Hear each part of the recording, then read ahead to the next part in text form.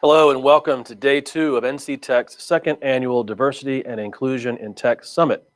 I'm Brooks Rayford, President and CEO of the North Carolina Technology Association, or NC Tech. North Carolina's technology economy is thriving, and the state is leading in many key areas in terms of tech talent. However, there's a lot of work to be done in diversifying the tech workforce, as well as promoting upward mobility and strengthening workplace support systems. This summit will give you the chance to engage with others to better understand the issues and learn ways that you might help build opportunities for growth and development within your organization. Last year's inaugural event was a tremendous success, and we're excited to bring it back again this year. As you all know, 2020 was a unique and challenging year with COVID-19 and the tragedies of George Floyd, Breonna Taylor, and Ahmaud Arbery, as well as the responses to those events. However, we have great expectations for 2021, and it's great to see the continuing dialogue around diversity, equity, and inclusion, which makes this summit that much more crucial to continuing to build a strong tech sector as well as a strong community. I hope you'll engage in these important conversations today, tomorrow, and beyond. NC Tech's Diversity and Inclusion Summit is made possible by the support of our sponsors. First and foremost is our presenting sponsor, Fidelity Investments, which has been a great partner of NC Tech, and we greatly appreciate their support of this event. We'll hear more from them in just a few moments. I'd also like to thank Dell Technologies for their support of the breakout sessions and SAS for sponsoring our motivational moments, as well as our other sponsors that you will see listed at the bottom of each page on the event site. Again, thank you to all of our sponsors for your support of this important summit. Hopefully you've had the chance to explore the event platform yesterday, but if you haven't, be sure to take a spin around the event platform and familiarize yourself with the areas where you'll watch the live sessions as well as engage with attendees. There's a navigation bar across the top of the page that will take you to an overview of our speaker lineup, and there's a breakdown of the agendas for days 1 and 2 as well. I'd like to take a minute to recognize the members of our Summit Planning Committee that you can see here on the slide. They did a terrific job of guiding and helping us build this amazing agenda and speaker lineup. As you saw yesterday, as well as in today's agenda, you will see a definite tech angle to the content, which is important, as we know there are diversity and inclusion gaps in the tech sector that we are working to narrow. One of the companies that has been instrumental in helping bring this event to life is Fidelity Investments. They've been a strong NC Tech member and partner for years, and we're honored to have them as our presenting sponsor today. I'd now like to turn it over to Jordan Ford to make some opening remarks and introduce our opening session. At Fidelity Investments, creating a diverse and inclusive workplace is helping us create relevant and differentiated experiences for our customers. We started by studying the science of behavior change, paying close attention to the behaviors of our employees and leaders. Then we identified micro behavior changes that can help us drive progress. We call these simple starts. This is about embracing our individual power to drive change, whether you lead a team, oversee hiring, or excel as an individual contributor. No matter your role, everyone can make a difference. Here are some of the ways that you can get started today. First, take a fresh look at your employee resource groups, and instead of only using these groups to find people like you, join them to learn about the experiences of your colleagues. Dust off your job descriptions and use technology to make sure the language is inclusive and that the laundry list of requirements won't hold you back from recruiting qualified people from new talent pools.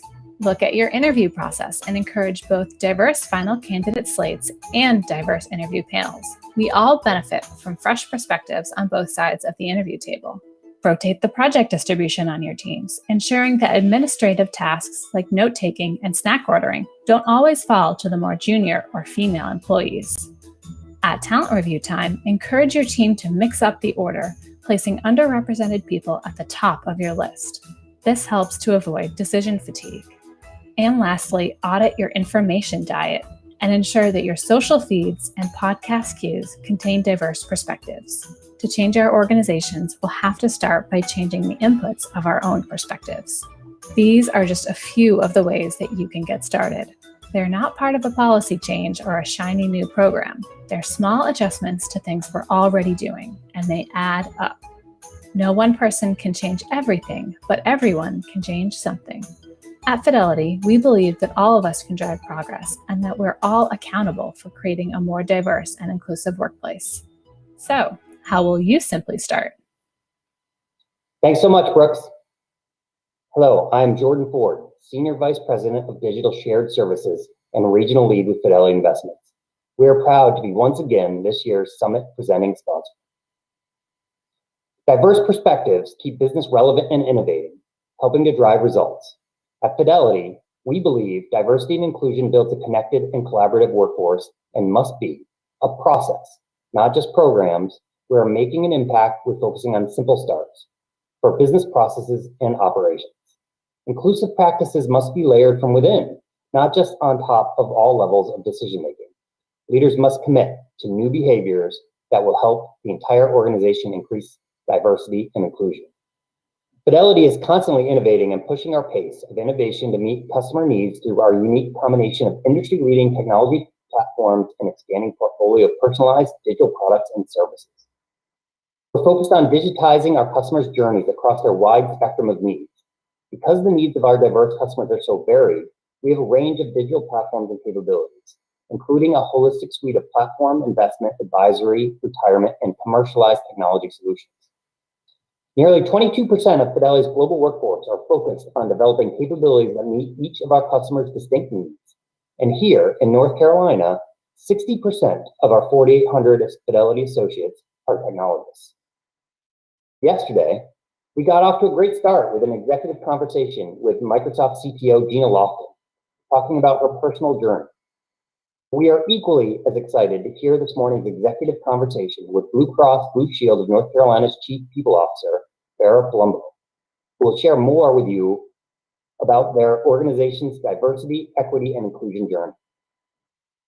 In her role, Farah is responsible for ensuring that the company's more than 5,000 employees are equipped to support and achieve the strategic and business goals. She has led the transformation of the company's talent strategy, developing a compelling and credible employment value proposition and leading cultural change in order to enable and sustain long-term business growth.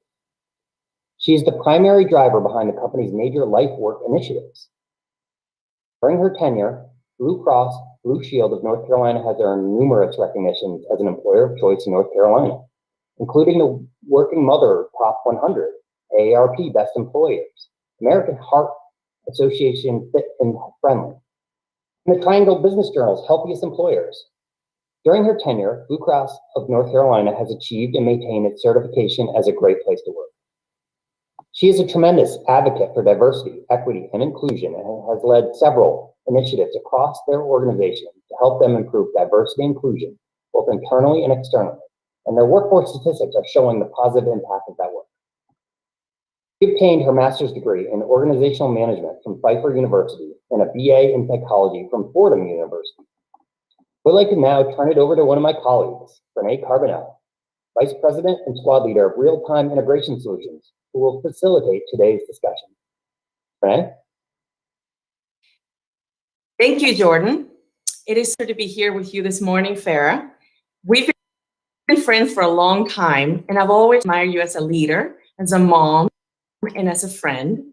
And as I came from Venezuela many, many years ago, and diversity, equity, and inclusion is not only something that I'm passionate about, but it's something that is very personal to me. I have followed Blue Cross NC's DEI journey very closely, and I believe Blue Cross has gotten many, many things right. And I'm sure it hasn't always been easy, though. It has been an ongoing journey for quite some time, and we're here this morning, and what you've learned. Know that everyone participating in this conference will take away key lessons and use them at their companies. I also want to let the audience know that we will have a few minutes at the end to answer some live questions. So let's dive in. I have a few questions that are top of mind. Ready? All right. I'm as ready as I'll ever be. Yay, here we go. Okay, so when did the company decide to prioritize diversity, equity, and inclusion? And what have been some of the most significant challenges and accomplishments you've encountered along the way? So thanks, Renee. Let me first say that we did not get to where we are overnight, and we definitely will not stop at where we are now. You know, building a culture that's diverse and inclusive is a journey, as you said. It's ongoing work. But when I think back, we often pinpoint 2007 as the year when our company began this journey. And I'd say actually that the change was employee driven. We started to hear a lot of dialogue about how our company could be more proactive and more strategic in prioritizing diversity and inclusion. So in response, back then, we formally established a diversity office to lead the work, and then we established our first diversity council, which included representatives from across the company. Shortly thereafter, we began to develop our employee networks, and candidly, I'd say we were pretty cautious. We started with a focus on women and African American Black employees, because honestly, who could argue with that?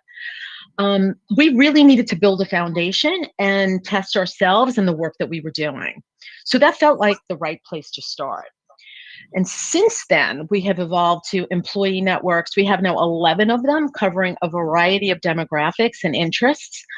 And since then, a ton of work has been done over the years. But if I fast forward to 2019, when we launched our inaugural Inclusion Challenge, this was a voluntary employee event. Essentially, over the course of 6 weeks, employees learned inclusive behaviors through online interactive activities. We had in-person seminars, live stream talks. It was really exciting because it was the very first time in more than 1,000 employees, and 43% of our leadership participated in that challenge. So it was fantastic. Last year, in the middle of the year, we rolled out racial equity training to all leaders in the company. That was required training because we really all have to understand the roots of these issues in order to move forward in supporting all of our colleagues. So what I'd say is all of this highlights sort of how we've made diversity and inclusion integral to our culture and demonstrates how DEI education has become an ongoing and sustained effort across the company. Now, if I take a quick step back, many years after creating that first diversity council, we actually moved away from it because we felt, we're doing great work. Lots is happening, and we didn't really need the council. But as time has now gone on, what's really interesting is that there's so much work going on across the company that the coordination and awareness of those activities has become a little less clear. So in August of 2020, we reestablished the DEI Council. It was conceived really to expand the scope and reach of the DEI work to make sure that it's truly woven into the fabric of the organization, beyond just talent and culture, but against many aspects of the company. And then I finally say, I'd certainly be remiss if I didn't share how we've made diversity hiring a priority across the workforce. So today, 51% of our employees are people of color, including 33% of our IT leadership. And whereas women occupy about 19% of the tech positions at most companies, at Blue Cross, 37% of our tech positions are occupied by women. And my favorite stat is that 55% today of our executive leadership team are women and 55% are people of color. That is an enormous change in just a few years. So I could sit here and I am super excited about that, but we have to stay focused on this. And we do that some ways by making diversity panels an important part of the interview process, especially at the leadership level.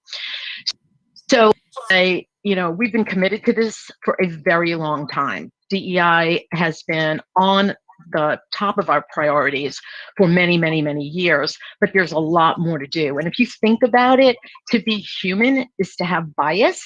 So we have to be vigilant and proactive if we really want to root out racism, homophobia, and every other bias in order to really create a safe work environment for our team that really welcomes dialogue, meaningful dialogue, and change. Absolutely. I mean, and you mentioned things like, woven into the culture, which expands the gamut of, from hiring to retention to being vigilant. I love that about, all the levels of the organization. I think that's incredible. And it is no wonder that Blue Cross has won several awards, right, for its diversity and inclusive workplace environment, right, including from Forbes, Working Mother, and the Inclusion Index Company. You have also been named recently as a top 2021 workplace in health. Why has a health insurance company focused so intently on diversity, equity, and inclusion? Well, let me state this really simply. Our mission, our corporate mission, requires us to focus on DEI. That commitment is just central to who we are. So our corporate purpose is to improve the health and well-being of our customers and communities. We won't stop until healthcare is better for all. And those last two words are critical, and they were very, very intentional. Our mission is broader than simply serving people who have a Blue Cross North Carolina card in their wallet. We work for all North Carolinians. So if we're to serve every community, we must know how to reach every community, right? Our workforce must be representative of the communities in which we serve. We have to be ready to address and serve the unique needs of these communities. So, for example, people of color are disproportionately impacted when it comes to health outcomes. Race is the biggest contributing factor in life expectancy, infant deaths, and death from diabetes and kidney disease. So if we're to make headway tackling these issues, we have to acknowledge that racism and discrimination lead to these health disparities. No community can truly be healthy until racism no longer exists. Now, that said, our DEI efforts also extend beyond race and ethnicity.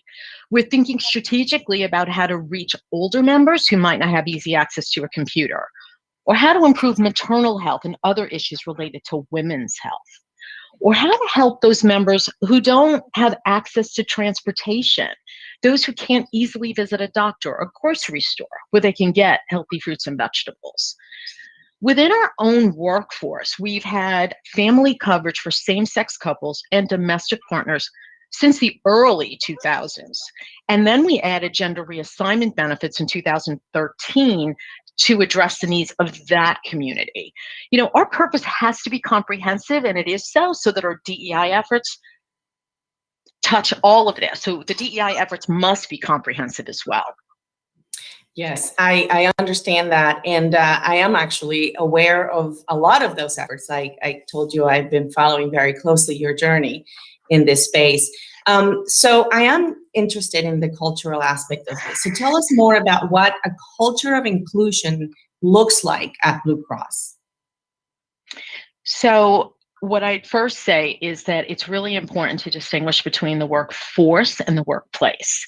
So through hiring that we've talked about, professional development, we're always trying to strengthen the diversity of our workforce, but that's not an end in and of itself, right? Bringing people together from different backgrounds and with different life experience doesn't really accomplish much unless they feel safe enough to be and to express themselves.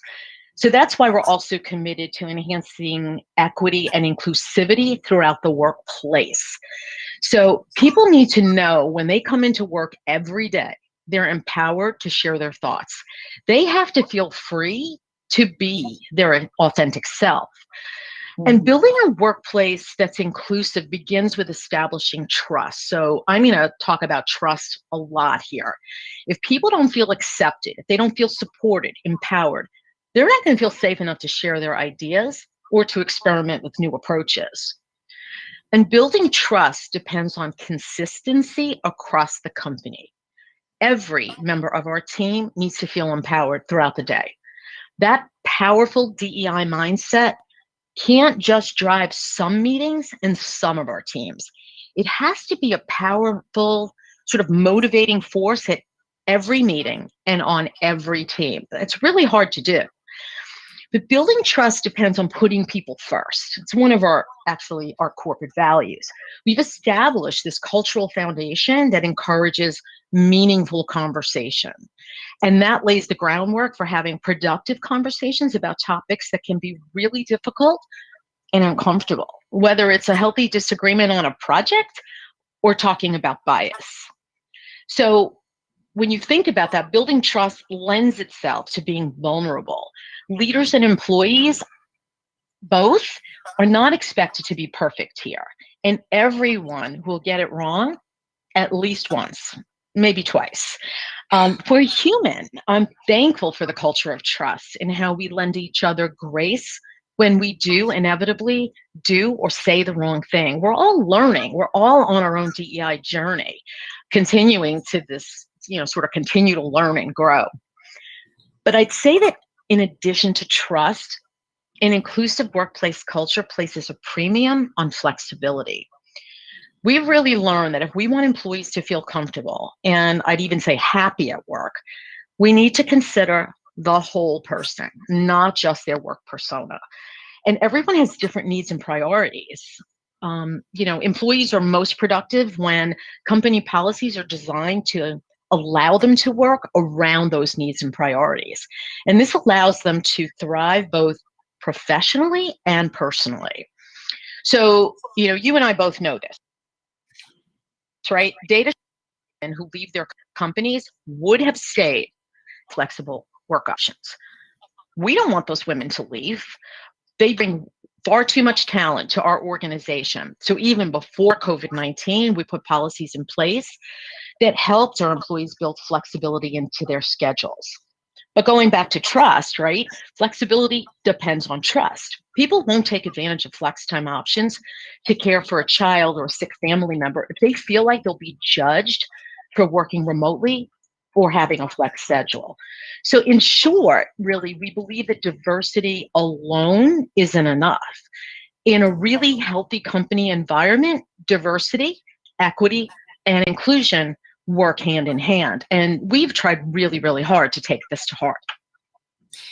Amen to all of that. I definitely believe wholeheartedly on those principles that lead to a trusting and flexible work environment. I live it every day, and I think that is exactly the foundation of what makes this journey great and possible, right?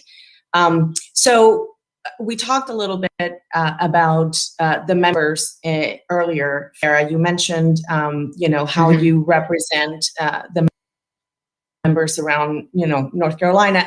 How has this role shift impacted the members that you serve and in general?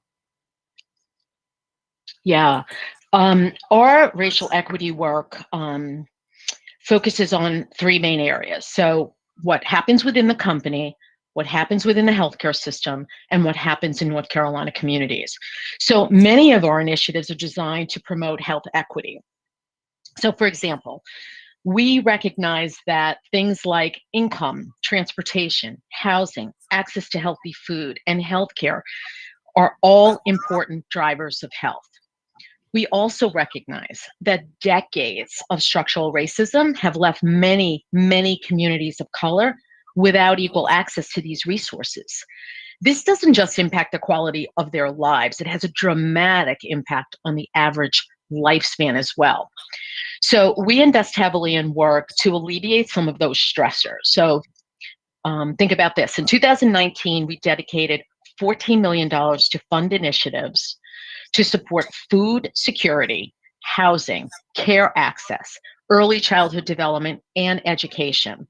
We're testing and evaluating various pilot programs to measure the long-term value that's created as a countermeasure to the inequities in our healthcare system. We invest millions every year funding philanthropic organizations and initiatives that support diverse populations across North Carolina. So in one way or another, all of this work helps to prevent or reverse healthcare concerns before they escalate potentially into catastrophic problems. So by working to improve healthcare for all, as I said earlier, we're helping to keep costs down for everyone. And then more broadly, the DEI transformation has really helped improve our member experience with Blue Cross North Carolina. So we're making web content more inclusive with most everything available in Spanish.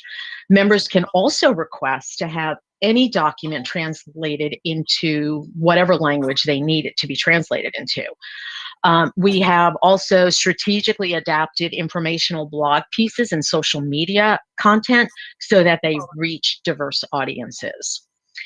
We have an initiative called Women In that was actually designed by two of our sales leaders to strengthen the representation of women across Blue Cross North Carolina's agent population. Like, you would be really surprised to know the agent population, how much to this point it really has lacked diversity. So that's being done, and we're also leading diversity educational summits for our agents. Really, really super important. Really committed to cultivating external relationships with businesses and community partners to support and sustain business in a diverse marketplace. So bottom line, we've learned that if we really want to make healthcare accessible to more North Carolinians, we have to let DEI principles guide those efforts, working with our members and our suppliers as well. Yeah, I couldn't agree more, Farah, and I really admire all of those efforts that you're talking about. Let's switch gears just for a moment here. A lot of people in the audience represent companies that are just getting started on their DEI efforts. And let's be honest, these are divisive times, right? What would you say to those companies that might fear the risk of a public backlash if they are outspoken in their embrace of DEI issues? Yeah, that this is really, really a tough space to be in. But what I'm going to start with, first and foremost, I think everybody knows this. I don't have to tell you this. It is the ethical and it is a right thing to do. Our CEO, if you haven't met him, Tunde, he joined Blue Cross North Carolina in June of 2020. His very first internal message to employees was not about COVID-19. It was not about healthcare. It was not even about health insurance. It was about the death of George Floyd. In that instant, Tunde demonstrated what kind of leader he was going to be. Someone who truly embodies the principle of living your values and living our values. There was no option for us to stay silent. How could our employees, especially our employees, feel valued and understood had really our leadership stayed silent on the racial injustices plaguing our communities at that time and today. And he's continued to do this and to continue to send messages like this whenever things happen. Really, really important. So being bold in support of a DEI culture is really strategic from a business sense, right? Your workforce should reflect your customers, and you should tap into your employees' perspectives to learn, to support, and to grow the customer base. So Fernay, earlier you mentioned that we've won some awards for diversity, and we are also incredibly grateful to consistently be recognized as being one of the best companies to work for. So on our last Great Place to Work employee engagement study, 90% of those surveyed felt our company is a great place to work. That's actually one of the questions. So 9 out of 10 of our employees who responded that they feel this is a great place. The typical US 59% on that survey. And that happened during a very, very challenging year with so much uncertainty. But I believe it's because we never lost focus on them during that time. So essentially, when employees feel cared for, it positively impacts their performance. And for us, the connection to our purpose. Having a real dialogue is so important. So we've actually tried to create these really safe environments to do that in something we call inclusion circles, where employees of every background come together to discuss DEI topics and just learn new perspectives. When you're maybe sitting out there wondering, like, how is that important from a business sense?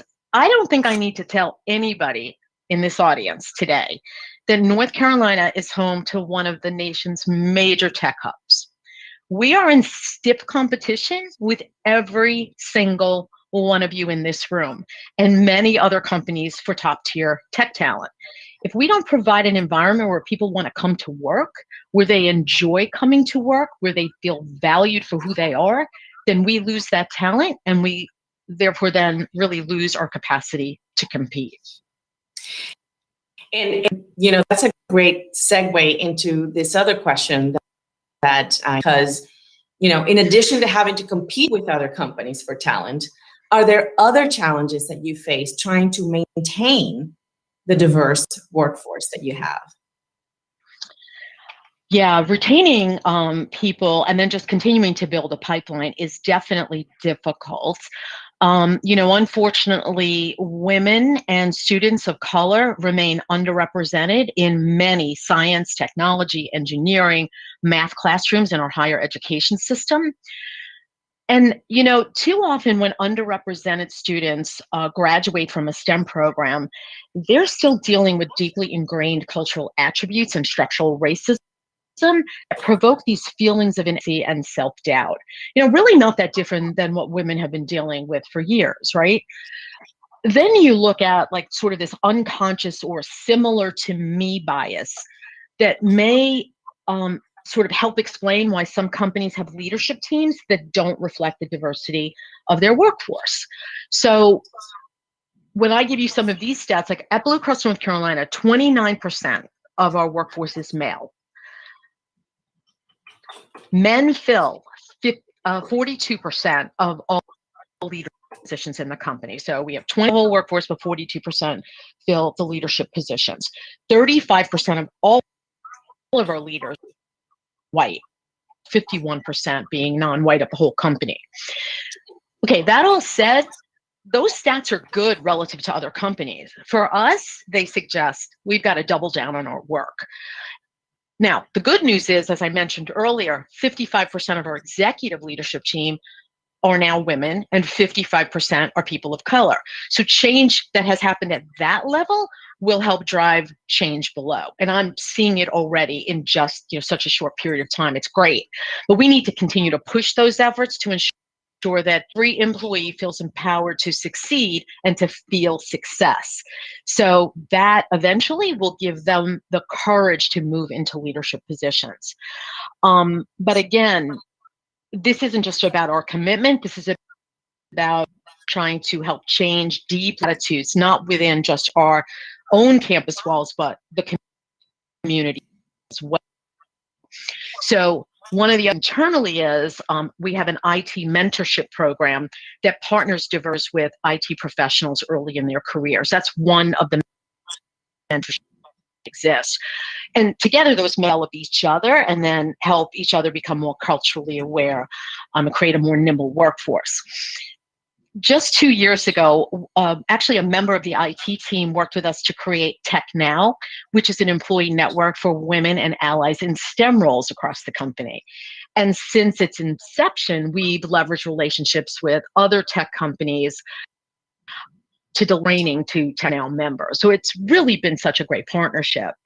That network also helps to support some of our diversity recruitment efforts when we are going on site to campuses and whatnot. And they help by partnering with local nonprofits and mentoring area college students. I want to take this 2 seconds to also give a shout out to our CIO, Joe Abernathy, who's made all of this a priority in her organization. And when she does that, it really matters up here as it flows down through the rest of the.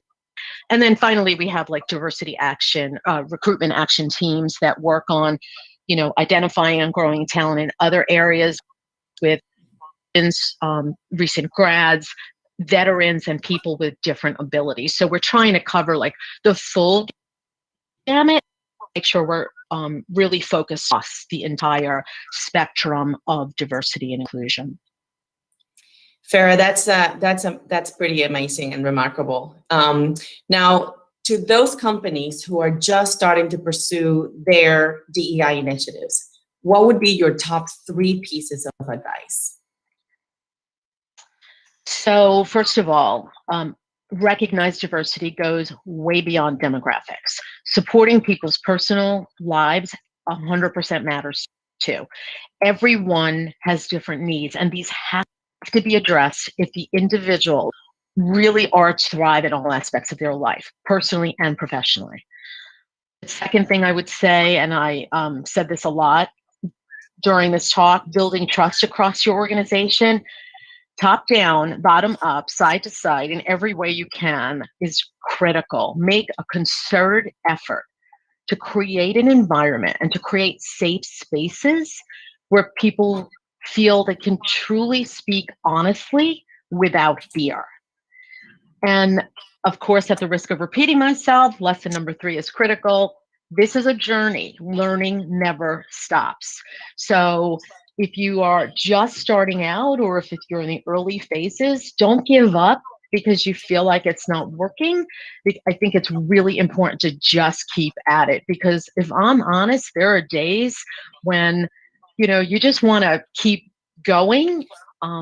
But it's hard, and there's so many facets of this. It's hard to make everything be better at the same pace. So just recognize it definitely is a journey, and there's a lot of learning that we all need to do every single day.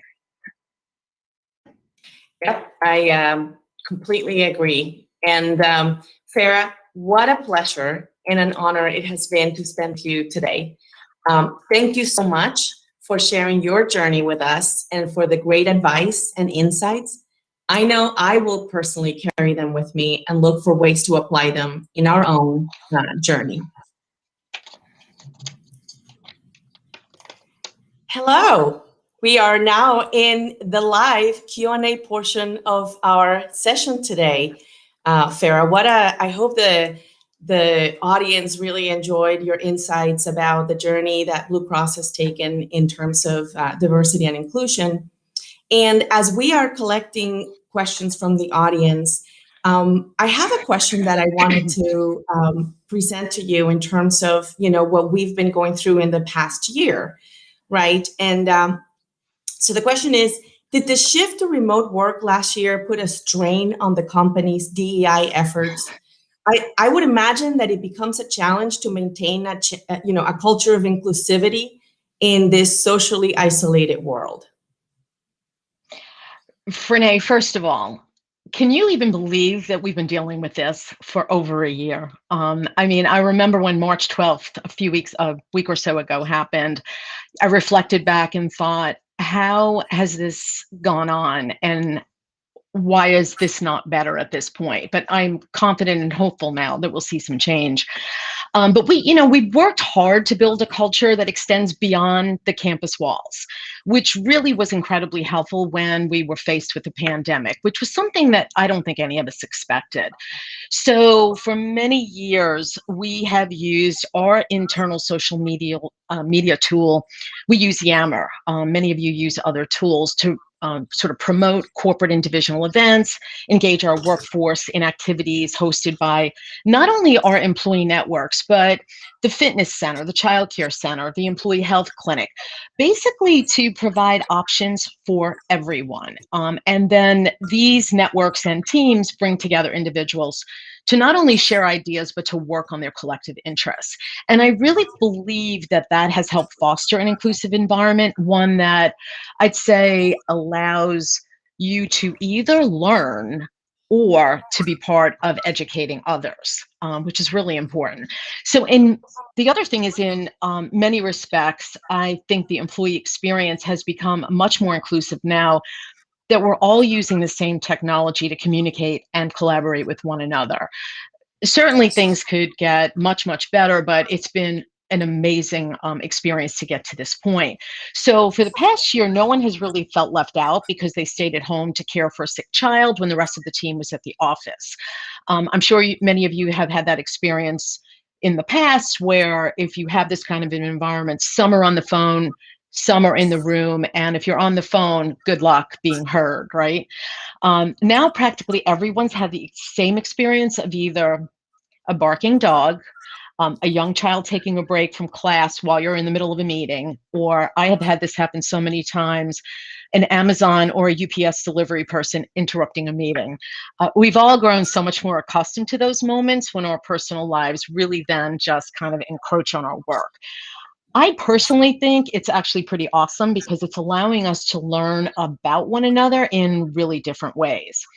So the shift to remote work for us has actually enhanced the flexibilities we've tried to make integral to our inclusive workplace environment. So I'd like to think that the success we've experienced shifting so rapidly to remote work can be chalked up in some ways to the fact that we had already built or started to build a culture of flexibility and trust, which I've been talking about over the years leading up to 2020. And frankly, I don't see us going back in time when this is over at all. It's going to be very different going forward.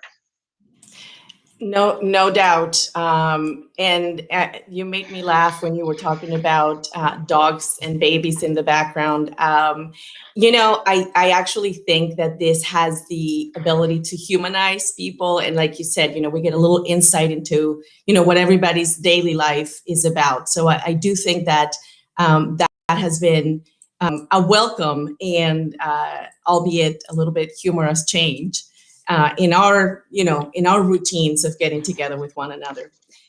So there are a lot of great questions coming in through the live chat, Farah. So let me switch gears a little bit and let me ask you, Nicole asks, what are some examples of small changes organizations can make to create a more inclusive culture in the workplace?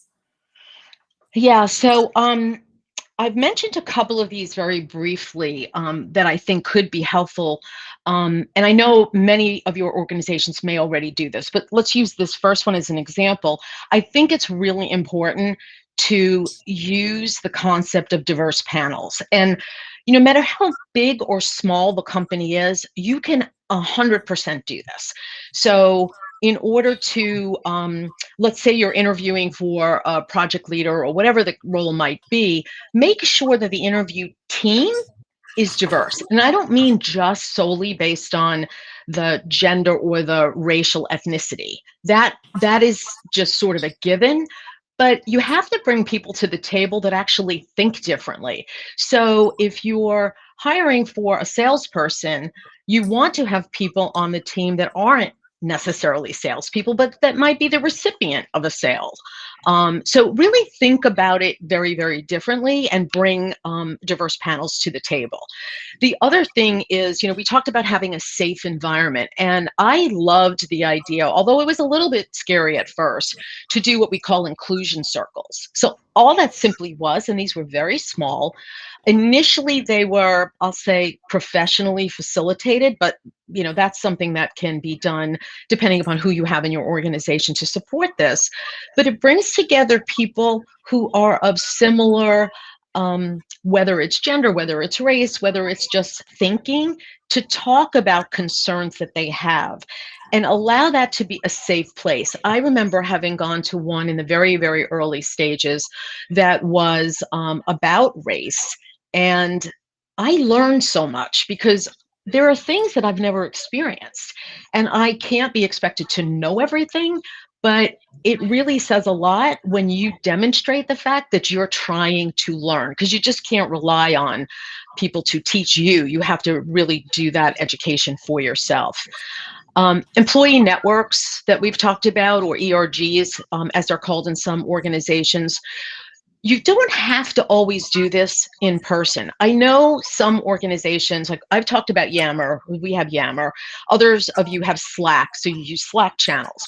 And I love hearing about situations where organizations have created Slack channels, as an example, or Yammer groups on specific topics. And people can join them and just share information, give each other sort of insight into what might be dealt with in that particular space. But I think it's allowing people sort of that safe, flexible space to have those difficult conversations. The other thing I would say is, as it relates to even the employee network groups or the Slack channels, whatever event you're trying to create, let people engage regardless of what they do day to day. It not only allows them to sort of put their passion to work, but it is a leadership opportunity for those individuals that are engaging. So if you have someone who's super interested in bringing a group together for a particular purpose, allow that to happen. and allow that to happen so that not only, they're engaging about something they're excited about, but it'll teach you something about their potential as a leader long term. So those are just a couple of the things that come top of mind for me. Yeah, for sure. And here's a counterpoint. So let's think about this for a minute. Soumya asks, there are folks in companies that don't want to embrace DEI, right? And they don't agree with the shift. How do you reach those people and help them shift their mindset so that they can embrace DEI, be part of the culture?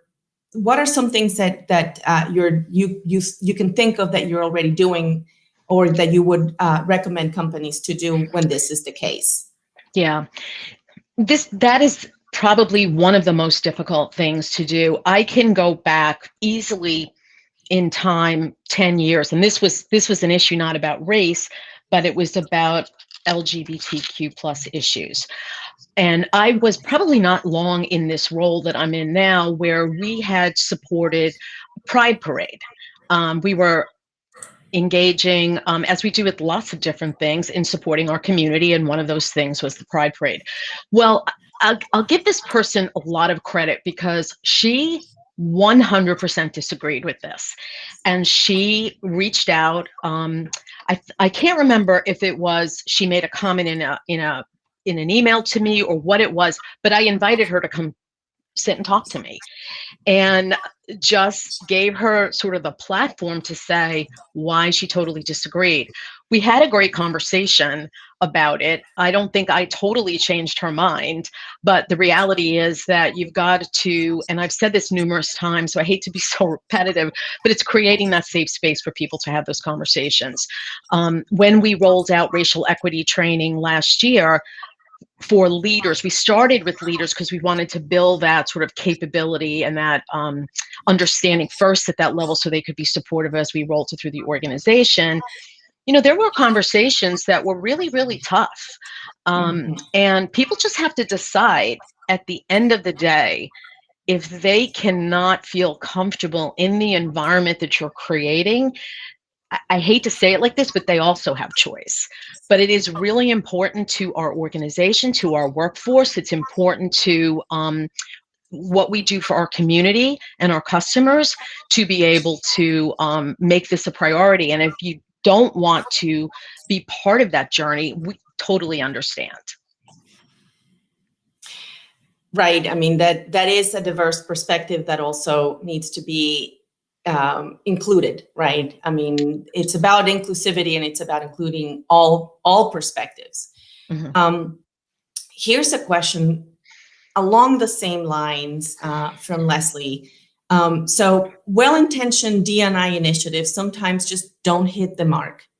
And we often learn the most from things that did not go as planned. So, drawing from the learnings from, the examples that you were just mentioning, can you give us some examples of some things that Blue Cross has tried that didn't work out so well, that you would do a little bit differently?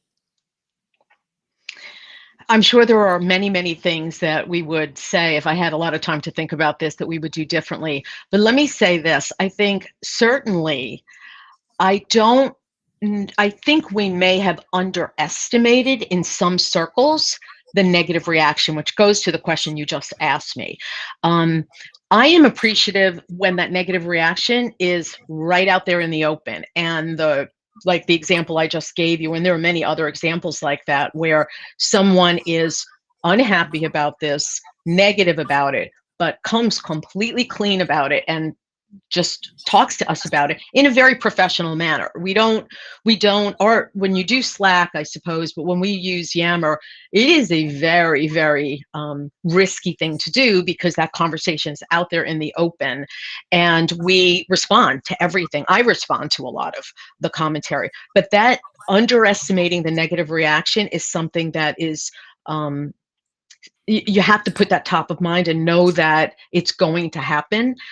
So I think you have to think ahead and sort of prepare for what will you do, because I am really super optimistic all the time. So when I see sometimes a negative question or a really sort of snarky response, I'm surprised, and I shouldn't be. I think that's part of the issue. Another thing that is interesting is I told you how we had a diversity council and we said, oh, we're good. We can sort of put this aside and we can just do this as part of our work. I think that was a mistake. And I know that was a mistake. And we should have kept at it early on, because what that would have allowed us to do was coordinate more. So we lost the focus on supplier diversity. We weren't as focused on it. It was very much more sort of workforce focused. And then our community folks were doing the community piece, and our sales folks are doing the sales piece. That needs to come together, and that's why we've brought together this DEI council. So I definitely would have suggested we do that differently. That's great. And since you're mentioning a lot of the work in the community, another question that came up in the Q&A feed is Blue Cross is seen as a leader in community engagement and volunteerism. How does volunteerism help advance your efforts of diversity and inclusion? Yeah, it is sort of central to what we do. Our community engagement team is amazing. And a lot of the statistics I gave you earlier about how much we contribute in dollars to the community and to charitable organizations is great, right? But that's often not enough. So many of these organizations are small and they're either just getting started. They may be very appreciative of the funding, but they don't have the skill sets resident in their organizations to get the work done. So one of the other things we do through our volunteerism programs is to bring those skill sets to those organizations. So we have had, and we're going to start this again shortly without getting into details about this, but while we will provide funding to certain types of organizations that are getting started, we are going to work with them and provide folks from our organization to help them, whether it's design a strategy, whether it's to help with workforce issues, to recruit, whatever the case may be, whatever the skill is that they don't have, bringing those skills. The other thing I'd say about volunteerism, it's our employees, and I know Fidelity is very similar in this way, passionate about wanting to help the community and want to be supportive of what everyone's trying to do. So whether it's a habitat build or a playground build or whatever it is, all of our workforce, all of our employees have very different interests, as we've been talking about, right? So when you create a volunteerism program or many programs that could address the passions people have in different spaces, that's another key element of diversity. I mean, you recognize that people are really super interested in doing different things and give them those opportunities. So anything that we do for the community, go to a habitat build or a playground build, and there are hundreds of employees that will sign up to do that. Anytime we post a new event, within minutes, it's signed up for, because people are really excited to be part of a change and be part of seeing things really develop in our community, which has been so amazing over the last, 20 plus years that I've lived here, that we've lived here. Yeah. And Farah, I am trying to monitor the questions. There are so many amazing questions being asked by this greatly engaged audience. One that I think picks up on a little bit of a thread that we've been talking about is there was mention of increasing the structured diversity pipeline at the university level. Mm-hmm. So the question is, I'm wondering what strategies you have seen or are successful in recruiting more diverse, experienced talent. Oh, interesting. So again, I would go back to what we have done is we do a lot of our recruiting actually internally. We do some with firms, but not as much. But using the diverse interview panels has been a really important part of that, ensuring that we are at events that allow individuals to make us aware of their interest. We have also just begun, within the last year, we have new technology that we're using to send blasts out to people, like email blasts to certain organizations or to certain groups of people. We have ways of understanding different things about people so that we're able to sort of target and send a lot of information out to folks so that we can build a passive talent pipeline. Because when you have an open position, it's great to fill that position in that moment, but it's much easier to do when you have this pipeline of people. And that's really what we're trying to do, is build that through these other means to get to those experienced people, because that's really, really critical for us.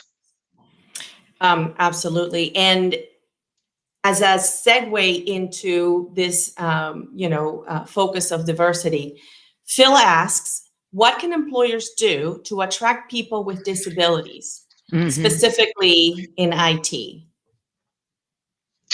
Well, that is a great question.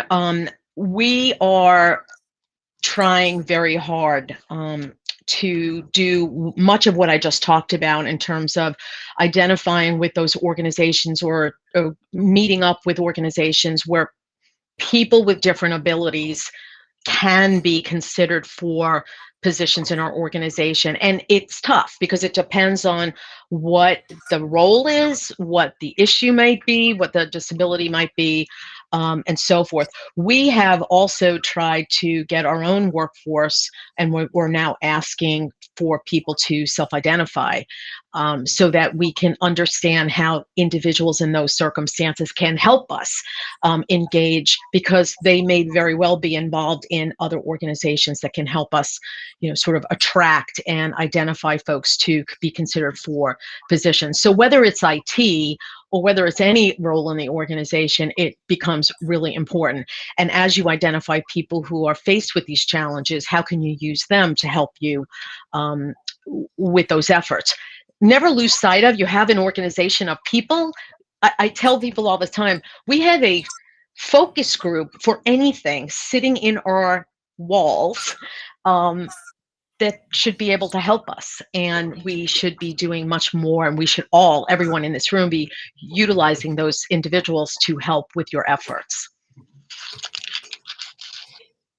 Absolutely. And I'm trying to keep track of time for this portion. So I think we have time for one more question in this live session, Farah, and then perhaps some closing remarks from you. So yesterday there was a great breakout session on metrics and measuring success.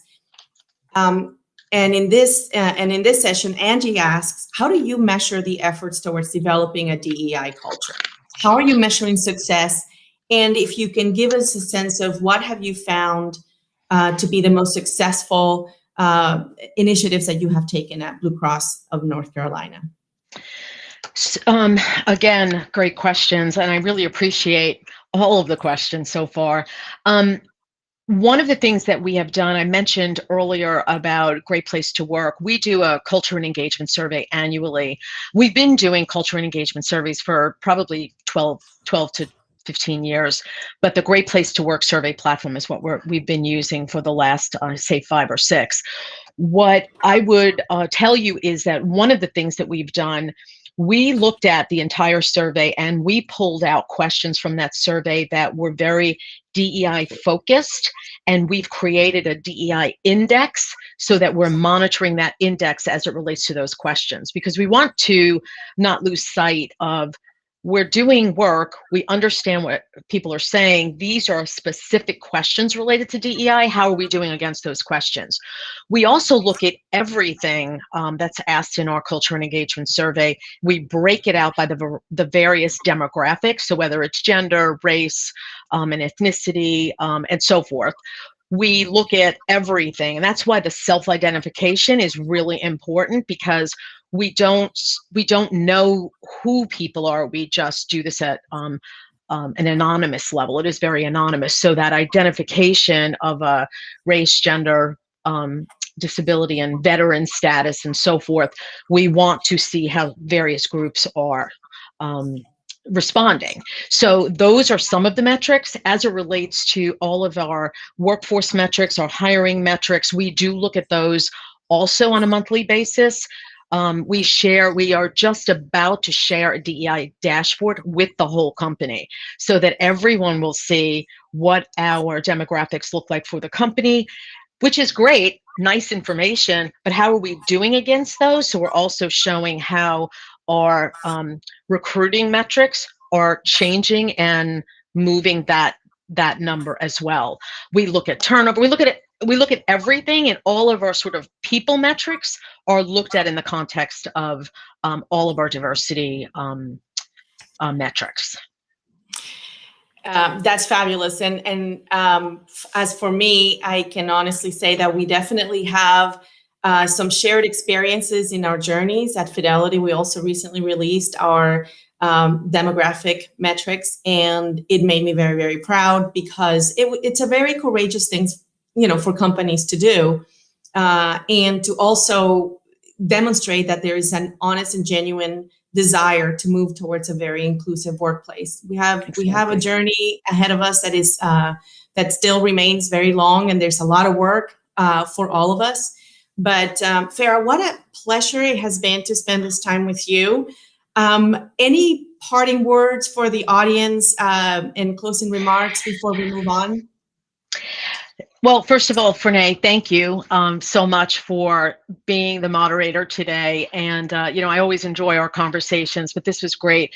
I really do appreciate being asked to be part of this dialogue today. I'm very sort of proud of all the work that we've done. I'm humbled by the fact that, the NC Tech Association cares about this stuff. I think it is really important. It's important work that you're doing, but it's amazing that you're role modeling this for other industries.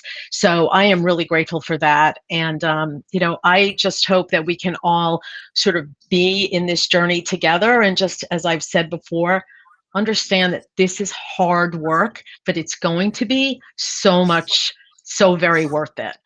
So that someday we can look back on these times, I hope, in our lifetime to say, the world really is a different place for the better. So thanks again, Fernay. I really appreciate it. The pleasure is all mine. And before we move on to the next segment, I wanted to reassure the audience that all those great questions that were asked will be addressed following the conference. Thank you, everybody, for your engagement and participation this morning. Have a wonderful summit. Thank you, Farah and Fernay, for a terrific conversation. As I mentioned earlier, Farah's opening conversation, as well as all of our summit content, is being recorded and available to conference registrants for 60 days after the event has concluded. So if there's something that you missed or you had to step away for a few minutes, you can watch any of the segments later. I would now like to turn it over to Danielle Pavlev, Head of Diversity and Inclusion with SAS, to introduce our third motivational moment speaker. Danielle? Thanks so much, Brooks. Again, I'm Danielle Pavlev, Head of Diversity and Inclusion at SAS, and we are proud to support this year's summit as the motivational moment sponsor. Diverse ideas fuel creativity and generate infinite problem-solving strategies. Focusing on diversity and inclusion isn't just the right thing to do, it's the smart thing to do. At SAS, we believe that great minds don't always think alike, and that's a good thing.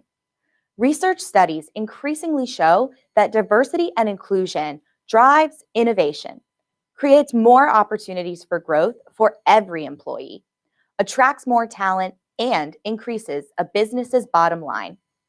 I'm excited to introduce this morning's motivational moment speaker, Ronak Patel, who is the Director of Operations and Partnerships with Abler. He is a customer-centric leader with 10 years of experience at startups and the world's top technology and services companies, including the Fortune 1 and Fortune 500, where he leverages his background in strategy and operations, program management, customer experience, and business development to deliver world-class products and experiences. Inclusion, equity, and diversity are at the core of his brand, and he believes in multidisciplinary teams to deliver optimal results. He earned his bachelor's degree from the University of Maryland in Finance and Operations Management, and has a strong sense of community and serves in many volunteer capacities. Please join me in welcoming Ronak Patel. Double the net income, 28% higher revenue, and 30% higher profit margins. If you're a business person driven by the numbers like myself, those figures jump out at you. Hi, my name is Ronak Patel, and I'm excited to be here with you to talk about the tangible benefits of incorporating all abilities into your workplace. You know, being transparent, I've never spoken about this topic before, and so when they asked me to lead this discussion, I didn't know where to begin. But given my background in business strategy and operations, I'm accustomed to diving in data to build strategies to deliver optimal business results. So naturally, that's where I started. And what I found were some staggering results that I could unequivocally get behind when it comes to disability inclusion in the workplace.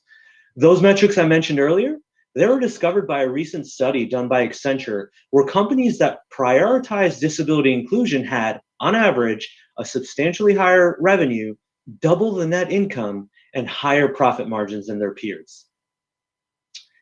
You know, I think there's often a misconception that exists from organizations that incorporating different abilities into the workplace can be difficult or expensive or risky or even unproductive from a business perspective. But these results prove otherwise. We're actually engaging people with disabilities is not only the right thing to do, but it also can reap numerous business benefits for your organization. It can boost innovation, enhance productivity, increase revenue, improve employee retention, and strengthen your brand perception. You may not be able to tell, but I'm a person with a disability myself. But it wasn't that way up until about 5 years ago when I was working at Walmart e-commerce. I was diagnosed with a degenerative eye disease at birth, but I never paid much mind to it, honestly. And that's because it never bothered me or blocked me from doing the things that I wanted to accomplish. And as a result, I never thought about it or even considered myself as a person with a disability. I was able to drive. I went through college, earning dual degrees, and I started my career in banking in New York. And then from there, I moved on to management consulting and transitioned into e-commerce sector at Walmart. And that's where I was forced to finally face my disability head on. My eye condition worsened, and I ultimately had to enucleate my left eye. And as a result, this life-changing process left me with very limited eyesight. So this challenge not only called for me changing my approach to how I worked, but also how I lived my life on the most fundamental levels. One of my biggest fears was that I would no longer be productive at work, I would lose my job, and I would no longer be on my career trajectory that I worked so hard to get to. However, as I came out of this transition, I actually found the opposite to be true.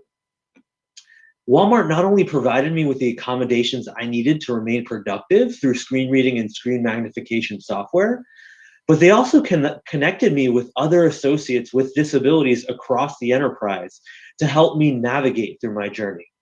By embedding respect for the individual and inclusion for all within their core values and culture, I found that leadership actually viewed my disability as among my biggest assets rather than a liability.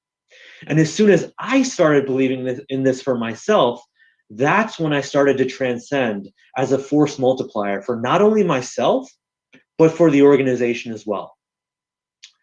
Well, outside of my core responsibilities, the organization supported me on building an accessibility program to bring Walmart's various customer-facing digital products up to accessibility compliance and usability standards, which protected the business from legal risk and also opened the door to a massive $490 billion customer segment in people with disabilities. Furthermore, I became the East Coast lead for the Enable Associate Resource Group, whose mission it is to raise awareness and engagement of the importance and impact of disability inclusion into the workplace and how it can drive substantial value for teams. And lastly, outside of the organization, I wanted to take my journey and pay it forward to help others just like me. So I volunteer as a mentor with a community services program called the EDGE program that supports blind and visually impaired high school students with disabilities. And there I'm responsible for coaching, guiding, and training these students through such a pivotal time through their adolescence. Fast forward to 2020, where I was recognized as a top performing associate out of a pool of 1,200 associates through an executive leadership development program at Walmart. Me, a person with a disability, was cited as a top performer by senior leadership at the Fortune 1. I never thought this was possible. None of this would have been attainable without the organization's firm commitment to incorporating all abilities into their workplace. Through my personal journey, I've developed a deep passion for disability inclusion, and that's what's brought me to my current role leading operations and partnerships with Abler, a company whose mission is to eliminate the barriers that have kept people with disabilities out of work and other aspects of life through accessibility and disability inclusion programs. Experiencing firsthand the tangible value of incorporating different abilities to drive business, I know I had to share this strategy with the world, and I know we can't do this alone. Going back to the numbers, Gartner research predicts that the number of people with disabilities employed in the United States will nearly triple due to breakthroughs in artificial intelligence and emerging technologies. People with disabilities constitute an untapped pool of critically skilled talent. So I ask you, have you thought about this untapped talent pool you're potentially excluding from the conversation? What are you doing to make sure you are attracting, retaining, and developing the workforce of the future with this in mind? Thank you for allowing me to be vulnerable and share my story with you. And if you'd like to share yours or would like to keep the conversation going, I invite you to connect with me on LinkedIn or by email at ronak.patel@abler360.com. Thank you. Thanks, Ronak, for a great talk on different abilities. We'll now take a short break and get started again with our C-Suite panel discussion on building comfort around difficult conversations, sponsored by APC. So stretch a little bit, take a short walk, and grab something to eat or drink. When you come back, get ready for a dynamic conversation featuring some of our state's most impressive leaders. We'll get started again at 10:45, so see you in a few minutes. At Bright House Financial, we foster a culture where diverse backgrounds and experiences are celebrated, and different ideas are heard and respected. We're passionate about creating an environment that honors, respects, and engages all employees. Because when each of us is able to bring our unique perspectives to work, we're better able to thrive as individuals and as a company. We're not all the same, and that's what makes us stronger. Our differences bring us together.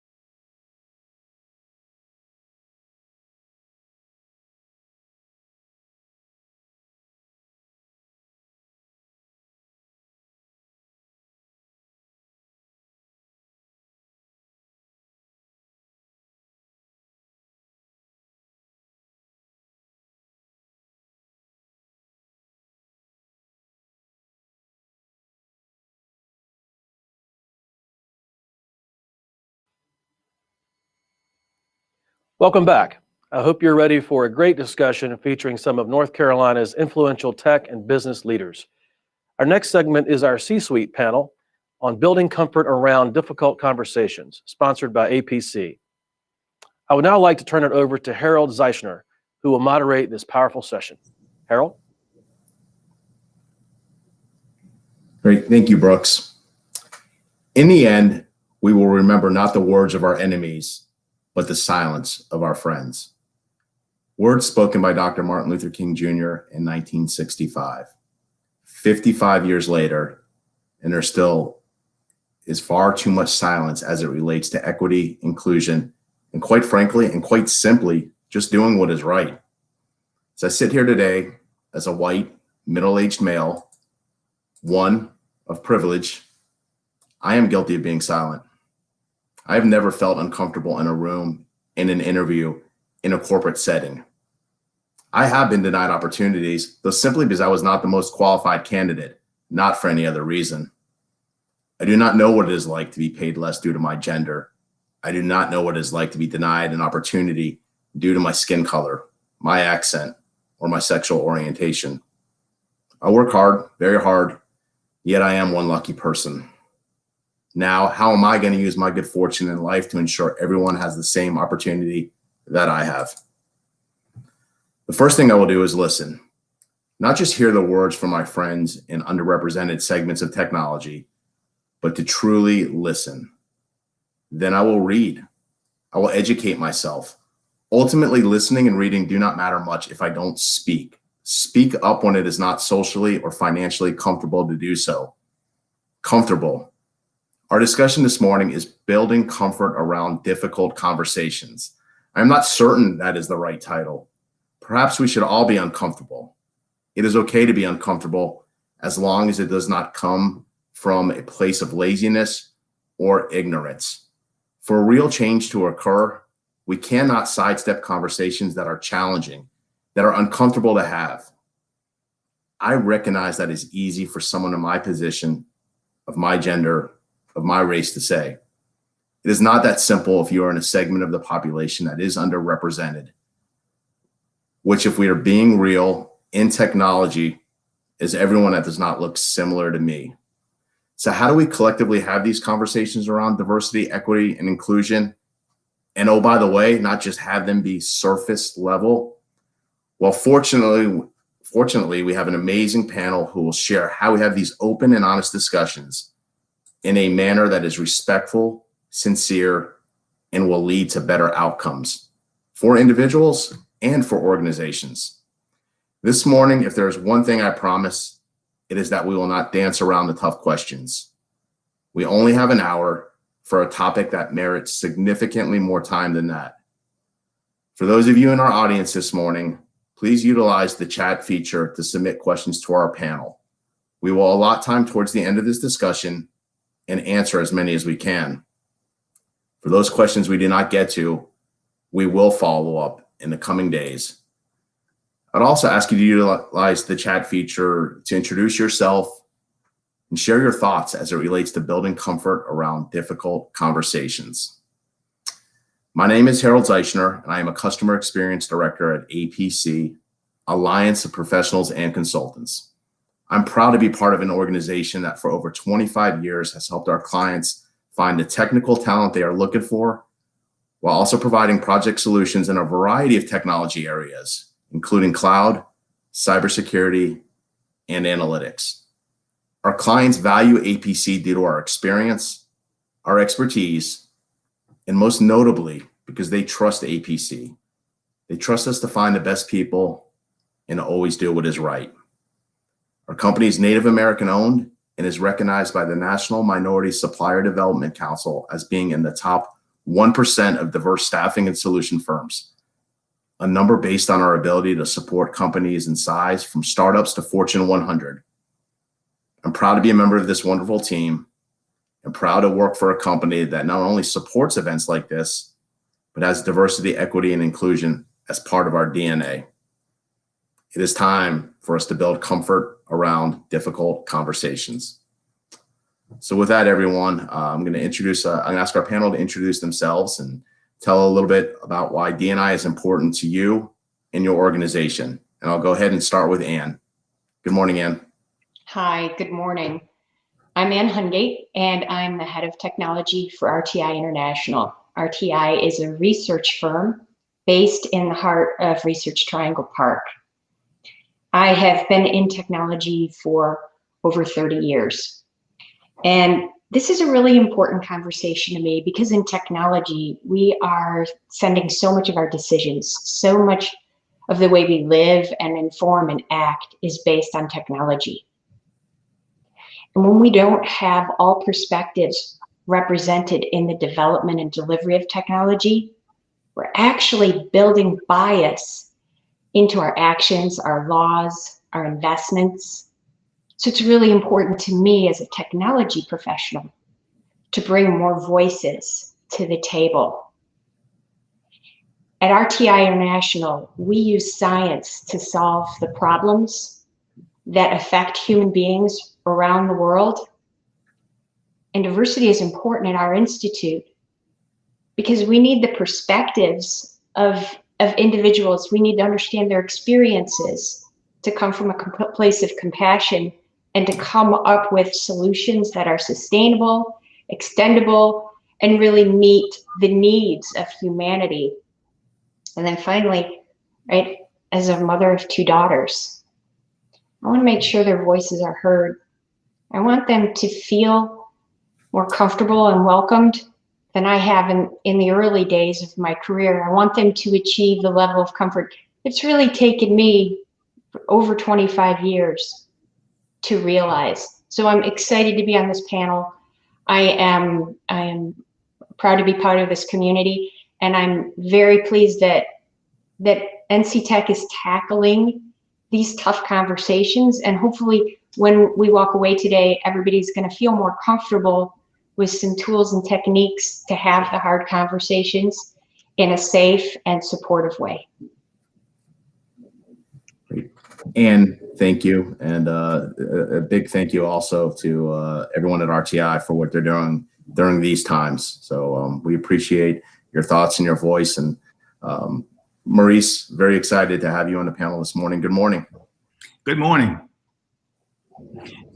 So Harold, thank you for the opportunity to be on this panel with the esteemed colleagues here to talk about a very important topic. And I salute NC Tech for having the wherewithal to raise these issues. So I'm Maurice Smith. I work for the local government federal credit union. And so just a little bit about who we are and what we do. We are a financial institution, but we're also a cooperative. And as a cooperative, we are owned by our members. And so I report to a 7-person board of directors, but we have 375,000 members. So essentially, the members who own the organization are also our bosses. So I have over 375,000 bosses. Some of the principles that define who we are as an institution include democratic control, egalitarian and equal services for all our members, elected governance, participatory, systems where our members get to have a say-so in how we operate as an institution. It seems intuitive and native to us as an institution that's a cooperative that we should talk about diversity and inclusion. Because as I think about it from a business standpoint, we want to make sure that we stand out in the industry that's mostly made up of commodity providers. A checking account from one institution looks like a checking account at another institution. The only difference may be in pricing and branding. But that shouldn't be just enough, not for a cooperative, to have these high principles that we treat individuals in a different way with the respect and the ownership they have with their cooperative. So this conversation about diversity and inclusion, I'm expecting to have my eyes open even wider. I'd like to contribute to the conversation this morning, share what I've learned and the experiences that we've had. But I'm here as a participant to listen to the other panelists on what they have to share with all of us. So I'm looking forward to the engagement, having some fun here, and learning a lot that I can bring back to my institution to help our members. So thank you, Harold, for the opportunity. Absolutely, Maurice. Thank you. I cannot believe how many bosses you have. So you must be doing something right. In all seriousness, it's wonderful the things that LGFCU is doing in our community, and we're honored to have you. So thank you, Maurice. I'm going to turn it over to Tim Humphrey now. Hey, thank you. Thank you, Harold. Thanks for having me. Thank you, NC Tech, for having this important dialogue and this important conference. I'm Tim Humphrey. I am a leader in our Chief Data Office at IBM. I'm also the Senior State Executive for North Carolina and the Site Executive for the Research Triangle Park site. For me, diversity and inclusion, this topic is so important because I've seen the atrocities that have happened over the past year and for hundreds of years to many minorities. And I personally identify with those victims. So it's a personal topic for me. I always say I could be the next person that's a victim of one of these atrocities. So it hits home for me. As for our company, as for IBM, IBM's had a long history of focusing on diversity. We hired our first disabled employee and our first Black employee, both over 60 years before the Americans with Disabilities Act and the Civil Rights Act. And we continue today to have a strong commitment to diversity and inclusion and ensuring all employees can show up as their full authentic selves in the workplace. So I'm looking forward to this discussion with my esteemed colleagues here on this panel. I think it's going to be good, and hopefully we can all learn something from it.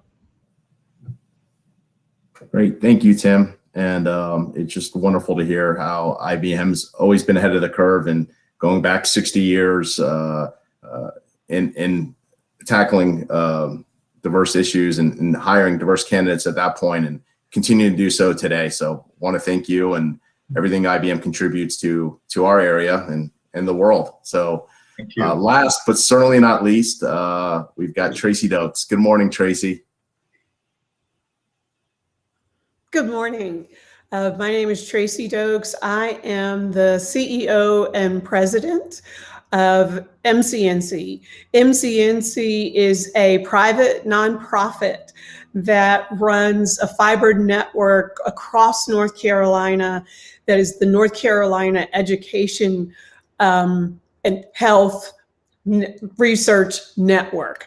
And so what that means is almost all of the K through 20 schools, meaning K through 12, meaning community colleges, meaning higher ed, run on our fiber and network across the state. We're about 4,000 miles of fiber.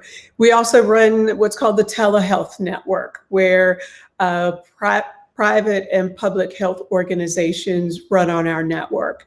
So the reason that this is particularly important to me, like Tim, I have a personal reason for being very engaged. I've got an African-American son who's 21. I've got a daughter who is 25, and always concerned about them, particularly in light of the things that have been going on in society over the last couple of years. But for MCNC, part of our mission is to ensure everyone is connected to the level of service that they need to participate in society. And rural connectivity has been something we've all been talking about. When I was state CIO in the governor's cabinet, it was one of the #1 priorities.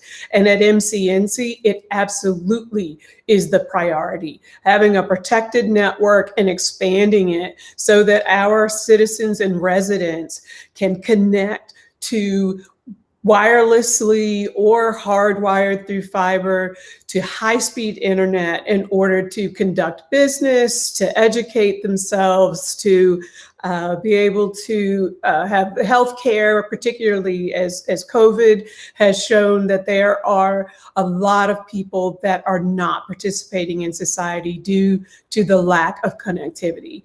Our job at MCNC is to help bridge that gap with our middle mile fiber and collaborating with others so that we can extend the connectivity to low income people of color, who are generally the people we're talking about in these rural areas. Tracy, thank you. Thank you as a citizen of the state for the great work you did when you were with state government. And we really appreciate all that MCNC is doing. And for our audience, it's exciting to have Ann and Tim and Maurice and Tracy just for their backgrounds and what they can bring to the table. It's also equally exciting that they're representing companies in healthcare, in technology, in finance, and certainly with MCNC and connectivity. And we can't have these conversations if we're not all connected all throughout the state, regardless if you're in Charlotte, Raleigh, or one of the 100 counties that might be part of the outlying areas. So thank you, everyone. And we're excited to tackle our first question head on. And this is going to be for you. We'll start with you. Talking about racism and other forms of discrimination is often a very uncomfortable discussion, yet it is such an important dialogue. I know it sounds simple, but can you share some insights and suggestions on how to engage in conversations about discrimination to build a productive dialogue? I can. And of course, the clock is going off right outside my door. Of course, it wouldn't be a panel discussion without that. Right, or a cat walking across the keyboard. I love this question because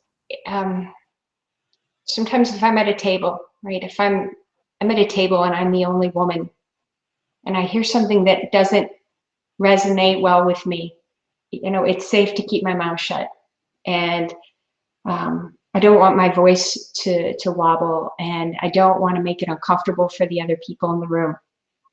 But I read an article in the New York Times, maybe in November. There's a professor at Smith College who's really armed me with something that has changed my way of approaching this, right? As an advocate for diversity and a champion for women and people of color, I have an obligation and a responsibility to speak out.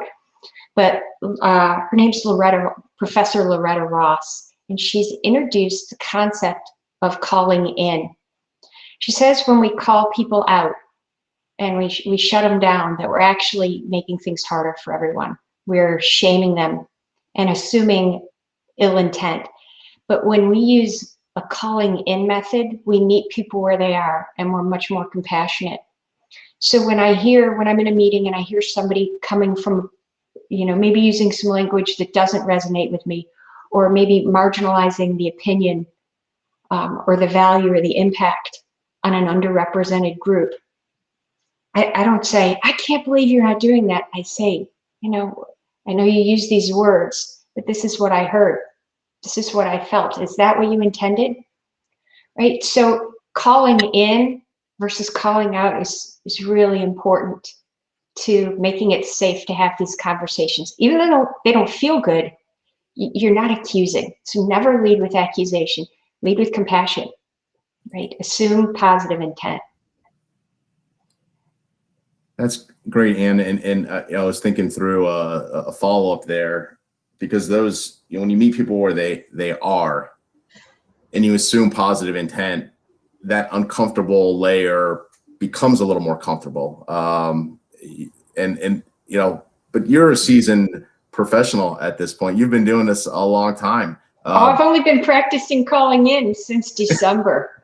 Okay. I haven't gotten it perfect yet, but I have invited my whole team to do it, and we're all talking about it, right? And so I'm open to feedback. Was that one too? Did that sting, or did that land well? And I can tell you that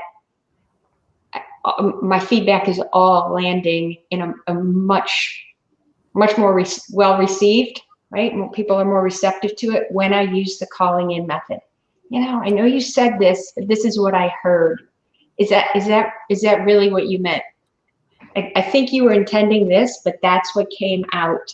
Can we talk through it a little more? It's been really one of the most powerful tools I've ever added to my toolbox. We appreciate you sharing that with us.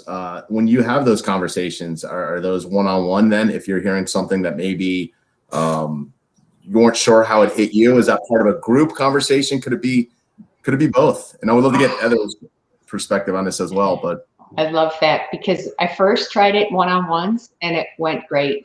but I have had to use it in a group. And I think it's especially important to do in a group because you talked in the intro about not being silent. And it's really hard when you're in a group with your peers or your buddies or people that you're trying to build rapport with or build trust with. They have to know where you stand. I mean, if we're really going to be advocates and champions, we have an obligation to speak up. But when you can use the calling in method, it works in a group. It's so important not to shame other people, right? This is the way this landed. I don't think that feels quite right to me. Is that how you meant it to land? And honestly, it's most effective when done in a group because you're setting the tone for that group discussion to not be combative. Thank you for sharing that, Anne. Tracy, I know that you had some thoughts perhaps on this topic and love to get your perspective as well. Yeah, and believe it or not, my thoughts have changed even over the last week. So I love Anne. Yeah, I think it's like a journey, right? Every single day. But Anne's point about calling in is really important. But as an African American female, the other piece of it is assume people are coming from a good place, whether they are or not. It doesn't hurt anything to do that. If you do the opposite, it does. It makes it way more difficult to have a conversation, to really call in someone and say, hey, that was a little cringy. I think that's not the appropriate term to use when you're referring to this particular group of people. Do we need to talk about, how that the history of the language that you use could be hurtful? And it's more from an education space. For me, over the years, mostly being the only African-American or the only female or the only African-American female, spending years and years of feeling sidelined by comments like that, and now feeling, hey, let me assume that they're coming from a positive intent, and let's make this professional and let's make this productive, because otherwise I'm going to stew over it and that person isn't going to know any better. So I think it is really important for the people who are affected by something like this is to assume good intent, whether it is or not. Assuming good intent comes from a better place than assuming bad intent. Thank you, Tracy. And Maurice, I see a head nod there. So I wanted to weigh in and get your thoughts as well. So Anne and Tracy, that is so powerful. So I'm here to be a panelist, and I'm making notes here, guys. So I'm learning at the same time. I have learned over the years that when you have tough conversations with somebody, is to sort of lean in with them and assume that they have the best of intent. I'm not sure I can add much more to the dialogue than that, except that if you go in with an antagonistic point of view, that I'm going to get into a fight with this individual and there's going to be one winner left standing, that doesn't feel productive. It's not the kind of environment that any of us want to work in. So that's a great tool. So the calling in technique, I've got that here. So it's on my bulletin board, and I'll be practicing that even with our own children. So we'll get it right. Thank you. Thank you, Maurice. Tim, I see a big smile there. I know you're ready to weigh in. Yeah, calling in, I think it's powerful. It's definitely something that I have to be more deliberate about. And to Tracy's point, there was a time where I used to always assume bad intentions, and I would go into discussions and react very defensive, and that really doesn't help the situation. It doesn't help an understanding. And I've learned over time to sort of check my temper and check my feelings at the door. As I go into society or into the workplace, because not everybody is ill-intentioned, and if you start off with that that basis of thinking everybody is, nothing gets better. So I am a witness to what Tracy and Ann were saying. And I think it has helped me have some discussions where both my opinions have been shaped and the person I'm talking to, their opinions have been shaped differently because they had eye-opening moments. Tim and Maurice and Tracy and Ann, thank you. And it does get into some bias, and it gets into some of how we're wired. It's some of the situations we've all been through. And I would say the same thing. There's oftentimes I've gone into thoughts, whether they're around race, gender, equity, or just general business practices, right? Where we're assuming things. And if you go in with a positive thought process, allow for conversation, set up the calling in features that bring more good is going to come out of it. And these tough conversations are going to occur. And Tracy, I love what you said just about terminology and language. And some of it is not ill intent. It's a lack of education. And it's incumbent upon all of us to educate, not to shame anyone, like Ann said, but to bring up conversations. And each of us can continue to learn. I think back of things in my personal life where I've just heard in terms that, we're not ill intent, but we're also bred of lack of ignorance. So these are uncomfortable conversations. I'm getting uncomfortable right now, but we're not going to be able to get forward as a society without having them. So thank each of you. And we'll move on to our next question right now. We all come from a tremendously diverse set of experiences, which makes us unique, yet stronger together. What recommendations would you make to encourage dialogue between people of different races, gender, ethnicities, LGBTQA, education, to better understand different perspectives and struggles? And Tim, we're going to go back to you on this one. Yeah, you said, we have uniquenesses, we have differences. And, my view is those differences, they fuel great things. They fuel innovation. They fuel accomplishment. So I think our differences should be celebrated and be used as competitive advantage. And when you talk about going into having these conversations, I want to start with just a little quick story. I have a very close friend of mine, one of my best friends, happens to be a white male, and we started at IBM together and have had many great times. And he's been a great friend to me and my family. We used to walk around sometimes IBM's campus and other places, and unknowingly, I didn't know he was observing this, but he would always observe that anytime a Black person passed, I waved or gave a head nod or said something. And he would always ask, "Oh, do you know that person?" And I would always say no. And I never thought anything of it. Well, fast forward many years, he actually went to work in Japan for about a month or so. And when he came back, he had this story to tell me. And he said, I was working in Japan, and after weeks of being there, I remember going to dinner and I saw another white man, and I immediately looked at him and waved. And then it hit me.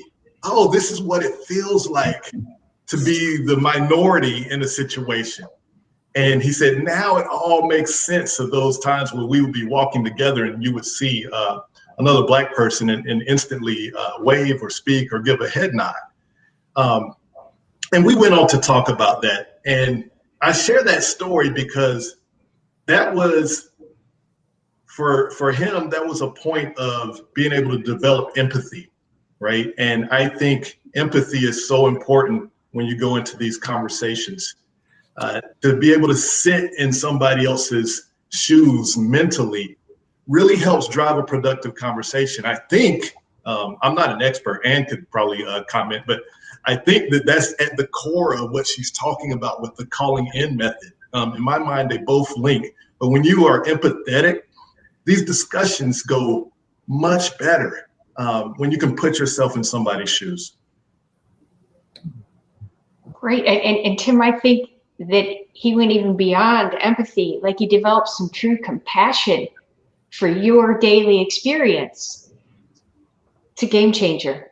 I promise you, after, and I think this is why it's important that we take on new assignments and new roles and because I promise you that he's a different and better professional now that he's experienced. What does it feel like to be a little bit on the outside? You know, still welcome, still valued, but a little bit on the outside. So true, so true. I feel the same. You know, I grew up right here in North Carolina, and never left the country until I went into the workforce. And now I've traveled the globe, and it's gave me experiences and let me see different things. I've you know, seen true poverty, and I have a perspective for that. You know, and all of these various types of things, you know, help us become better leaders. And I think they help us break down some of these barriers that exist in society that prevent people from advancing. Yeah, absolutely. Tim, thank you for sharing that perspective. And I can say there's been a handful of times where I've been in an area where the majority of the people don't look like me, right? It's a rarity. And I recall an instance where that wasn't the case. And while I certainly didn't feel uncomfortable or unsafe or anything of that nature, I just noted that this is how people of color feel quite often. And that's why it's important we actually have these conversations.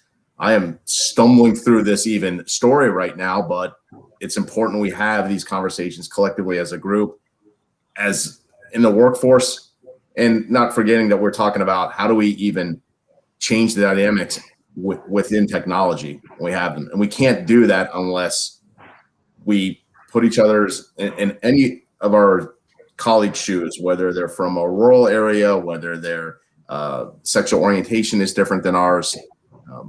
I think it starts there, and then it starts having these discussions in a meaningful way. And that leads us into our next conversation is, how do we have these conversations in the workplace, okay, where there's differing views and policies and HR things, and you shouldn't be talking about this, and you can't say that, and different politics, different, you name it, right? Very tricky. What do we do? Because we have to have them, right? That's right. We do have to have them. And it's, you know, again, as a person of color, if I don't start that conversation and create an environment that is conducive to a very productive conversation about differences, it generally doesn't happen. So when I was at the state and George Floyd was murdered, and it was just so poignant and so difficult, and the frustration that I felt, I put into words and sent an email to the entire staff about how I felt, about how it made me feel, and about how they can contribute and make a difference in the world so that there's a better understanding. And part of that is a lot of the technology services that we were providing at the time helped level the playing field. And I had to explain that in an email, that we do this every day. So continue to do that, but also reach out to someone that you know might be hurting by all of the protests and what you're hearing, to just say, how are you? Not what can I do, but how are you? Just to start that conversation. And I will say, with my senior leadership team that was predominantly white, when I sent the memo out, when we had our one-on-ones, they were the richest conversations after that. It was, I've always wondered about X.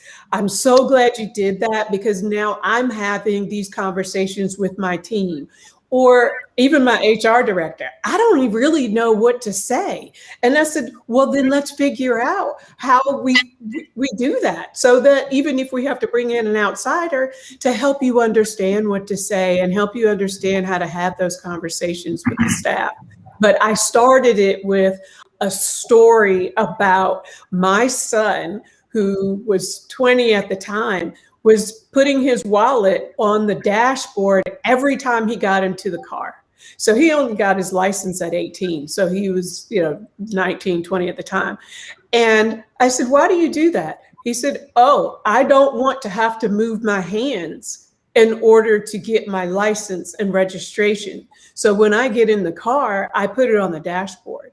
And I think, putting that in a memo for people to understand how it affected me personally, I think also drew more attention than it would had I not done that. And it starts conversations about, well, really? Does that really happen? It's like, yeah, it does. And the amount of emails I received back from the staff thanking me for doing that was pretty incredible. And the conversations that we had after that was incredible too, because no one had ever done that in state government. Tracy, first of all, thank you for sharing that personal story. It's heartbreaking to hear that, but also a reality that everyone needs to understand. It does lead me to a follow-up question for you, and would like others to weigh in. So, Tracy, after George Floyd was murdered, you sent out that email, and you did so from a place as the state CIO. How do we get the mid-level manager? How do we get the associate 2 years out of college to have that same level of comfort to do that? I imagine, due to your position, it encouraged more conversation, but it's incumbent upon all of us to do that, I would think. Any thoughts? And that could be for you, Tracy, or anyone else on our panel. And so let's be fair. A middle manager, white man, is not going to feel as comfortable engaging in a conversation like that without some guidance.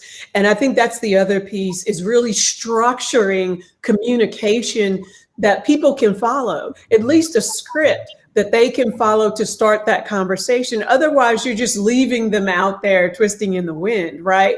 So, even with an HR team that has a program around, okay, here's some communication in a box that will help you start this conversation with your team, or help you start a conversation with someone on your team that is hurting. You can't leave it to chance. And you're exactly right. My role allowed me to do something that maybe other people wouldn't have felt comfortable doing.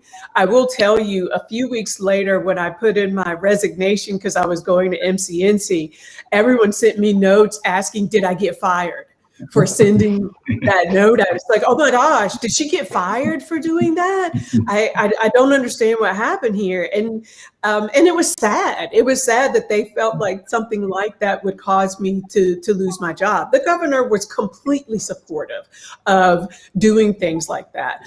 But you have to give that kind of guidance. That associate just coming out of college, entry level, you have to provide some guidance and some structure around how to start those conversations. Even if it feels scripted at first, over time, it will become more comfortable and natural. But if you don't do it at all, then they're not going to do it either. Well, I totally agree with Tracy here that there have to be some context in having these conversations. Harold, you mentioned earlier, essentially there's taboos in the workplace, things you don't talk about. So I don't stand around the proverbial water cooler and talk about my compensation. That's off limits. I don't talk about religion or don't talk about politics. So those are sort of the traditional taboos you often see in the office. But the organization has to give license to its staff and its colleagues to have these uncomfortable conversations. So in our organization, it began at the board of directors, is that we want to talk about this. We believe it's not only healing, but it's also empowering for our organization. Our executive management team, our C-suite, said this is important. It is not just the right thing to do, but it actually positions us, we think, to be more competitive in the marketplace because we have a more self-aware organization. After that, once the license has been granted, it's up to the staff to take that and run with it. And so now they feel free and empowered to have these kinds of conversations among themselves. I have seen friendships develop. I've seen relationships grow. I have seen productivity actually increase in the organization because employees feel like this is an organization in which I can now say I am a part of, and it cares about me, my background, my interests, and my concerns. So I think there's a strong business case for it, but it begins with having these conversations and having everyone in the organization feel, no matter how you self-identify, I am welcome to express that here, and I'm not going to feel any retribution as a result of it. That's right.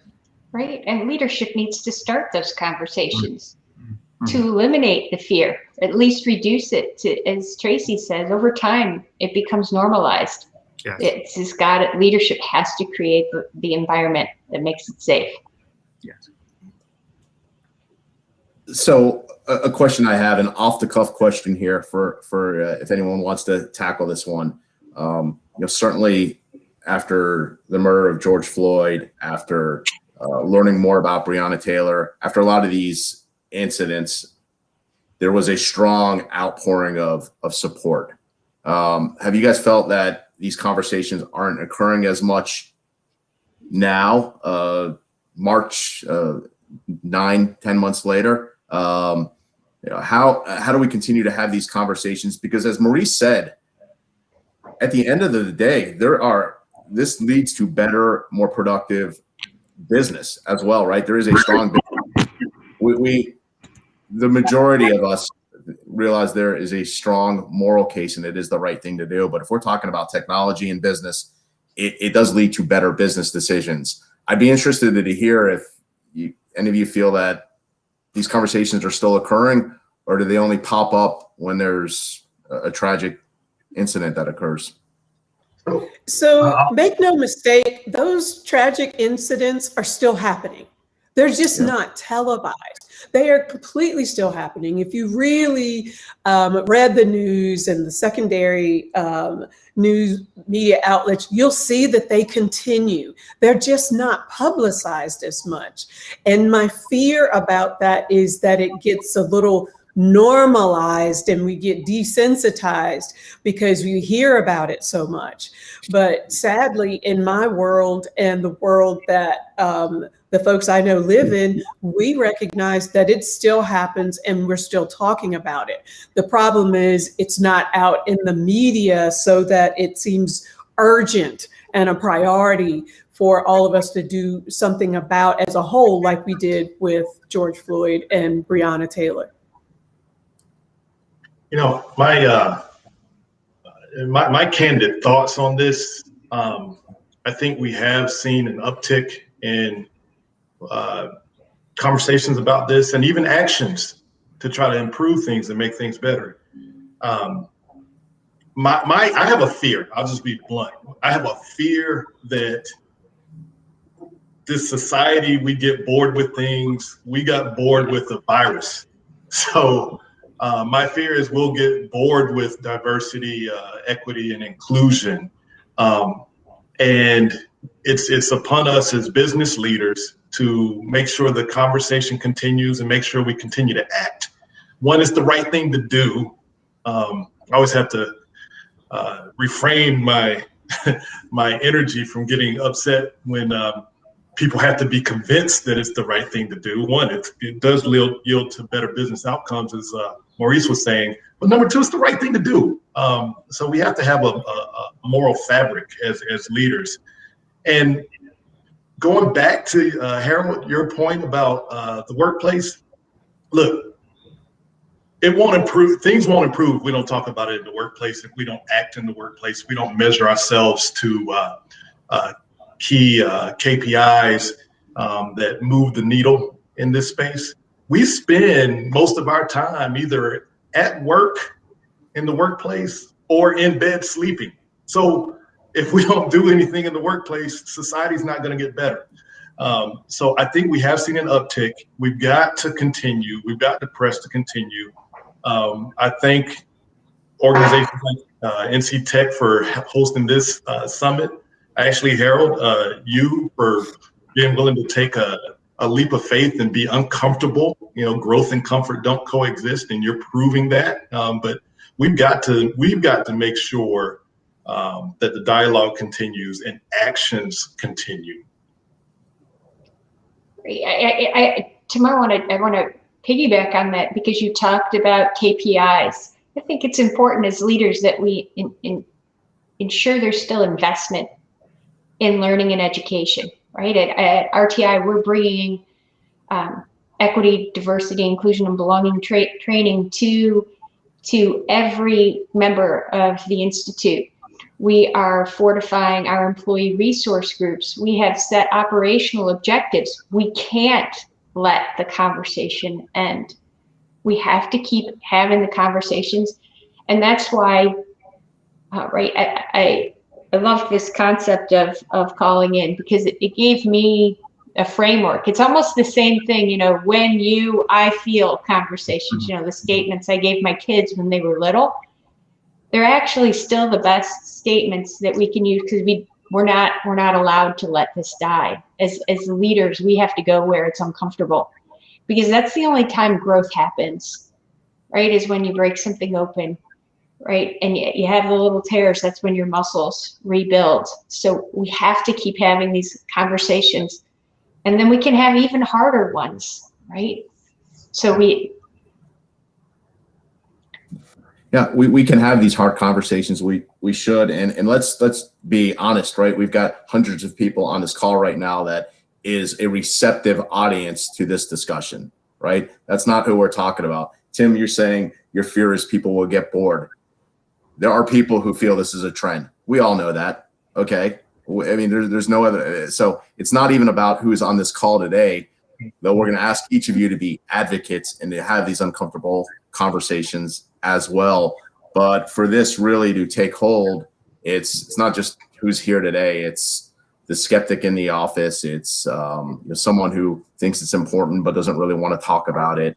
And then the other thing that I heard was measuring, right? And we're starting to see that there's a whole area of diversity and inclusion analytics that have started to come upon the scene, where we're able to start measuring these better business outcomes that Maurice alluded to, and everyone seems to agree with. So I appreciate everyone's thoughts on that. I know we're getting near the portion of the conversation where questions are coming in, and I'm keeping an eye on that. I did want to go back to Tracy though on a question as far as keeping with better understanding perspectives and struggles. It's often eye-opening to have these conversations and have these aha moments of, wow, I never thought about that. You shared some of that, but I wanted to see if you had any more thoughts around some of those aha moments for you. Yeah, absolutely. This is where we get deeper into the equity and inclusion conversation. So imagine we're all online right now. I've got a gig connection with Google that I sent a note in a private chat that, hey, it's getting a little glitchy. So, for me, that seems like a problem. But imagine these communities, urban and rural, that don't have connectivity at all. So when we were going through COVID and trying to educate children, maybe a third were actually signing on to their classrooms. So what happens to the rest of them? We're leaving an entire generation behind because they don't have access. And then you start to think about, well, if they don't have access, then how are their parents getting jobs? How are they understanding what's happening with COVID? And how are they getting healthcare if they're not utilizing telehealth due to the lack of connection? And then you really start to talk about economic growth and development.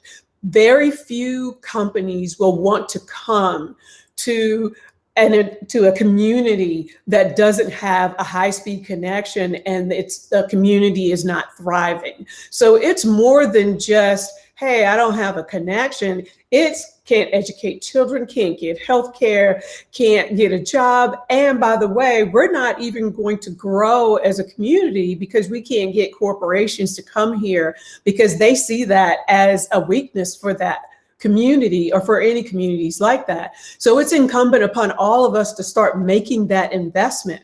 It was an aha moment for me when I heard about the number of citizens, residents homes that just had little to no connectivity due to affordability, accessibility, and it's scary. It's really scary. So when we come back to some normal world from COVID, what happens to all those people that didn't have the connectivity that we do, that haven't been educated, that haven't been getting the health care they need? It could be catastrophic if we don't do something. And rural connectivity and urban are number one priorities for the legislature, for federal government, for state government. I hear about it all the time.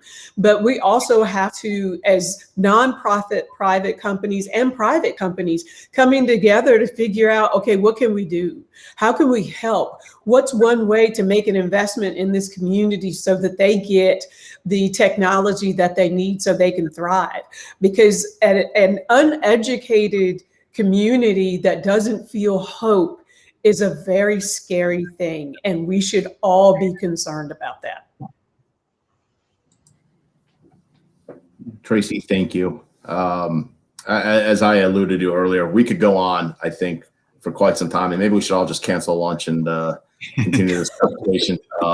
But we do want to address a question from the audience. I want to thank Rosalind for asking it. And the question is, any advice that you can give to a group or an individual to connect with diversity specialties, or diversity, especially when they don't belong to any specific diversity ethnic group, but is an outsider with a passion towards a diversity initiative? Mm-hmm. I'm going to pick on someone. Who should I? I think we can all handle this one. But Maurice, it looked like you had some thoughts on that. Thanks, Harold, and thank you, Rosalind, for your question. I think the simplest way to engage is to feed your curiosity. So you ask a question like that, then you have more than just a passing interest. You have curiosity that you want to know more and you want to learn more. So feed that. So one of the things we did in our organization is we have individuals who work here from national origins from around the world. And we may ask individuals from different cultures to come in on a lunch and learn, and they'll show a PowerPoint presentation about their home country. They'll bring in some of the foods that they're accustomed to preparing. They'll explain to us what it means and how it's prepared. And that created this really nice bonding mechanism for us as an organization to get to know each other and have every individual group feel a part of the larger campus. So my recommendation to you and anyone who feels like, I want to get more engaged in diversity, then if you have a curiosity, talk to people.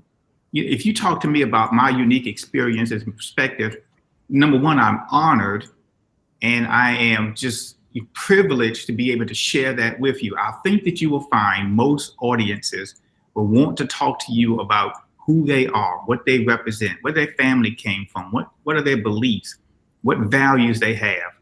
We often find that once we sort of get away past some of the surface issues, that we're all about the same. We have the same kind of interests and needs and desires for our families and for our communities. But I believe it begins with feeding your curiosity, having the conversation, and being willing to go on an exploration with somebody to have them share with you who they are. So happy hunting. Can I just add one quick thing, is volunteerism. So I belong to many groups outside of work where I volunteer. Rewriting the Code, Corral, which provides equine therapy to girls of color mainly who are struggling and at risk and have had some really, really difficult times, but listening to their stories to understand where they came from, where they're coming from, and more importantly, where they want to go. There are so many organizations like that that need your help, that would love to have you come in and listen and talk and learn about all of these different diverse groups and topics. So please please make sure that you consider those as well. I belong to probably more than I should and spend a lot of time with them, but that's because I'm so passionate about diversity and wanting to help my community. Great. Thank you, Tracy. Thank you, Maurice. And Maurice, the way you're describing that, I've got a second grader at home, and I see her passion around learning about different cultures and social studies, and talking to me about China and India and countries in South America. And we stopped doing that, right? Once we get out of elementary school or middle school, and perhaps clearly we shouldn't be. This is another thing that we can bring into the workplace to understand each other better. And I commend you and your team for doing that, and Tracy for all the wonderful organizations you're with.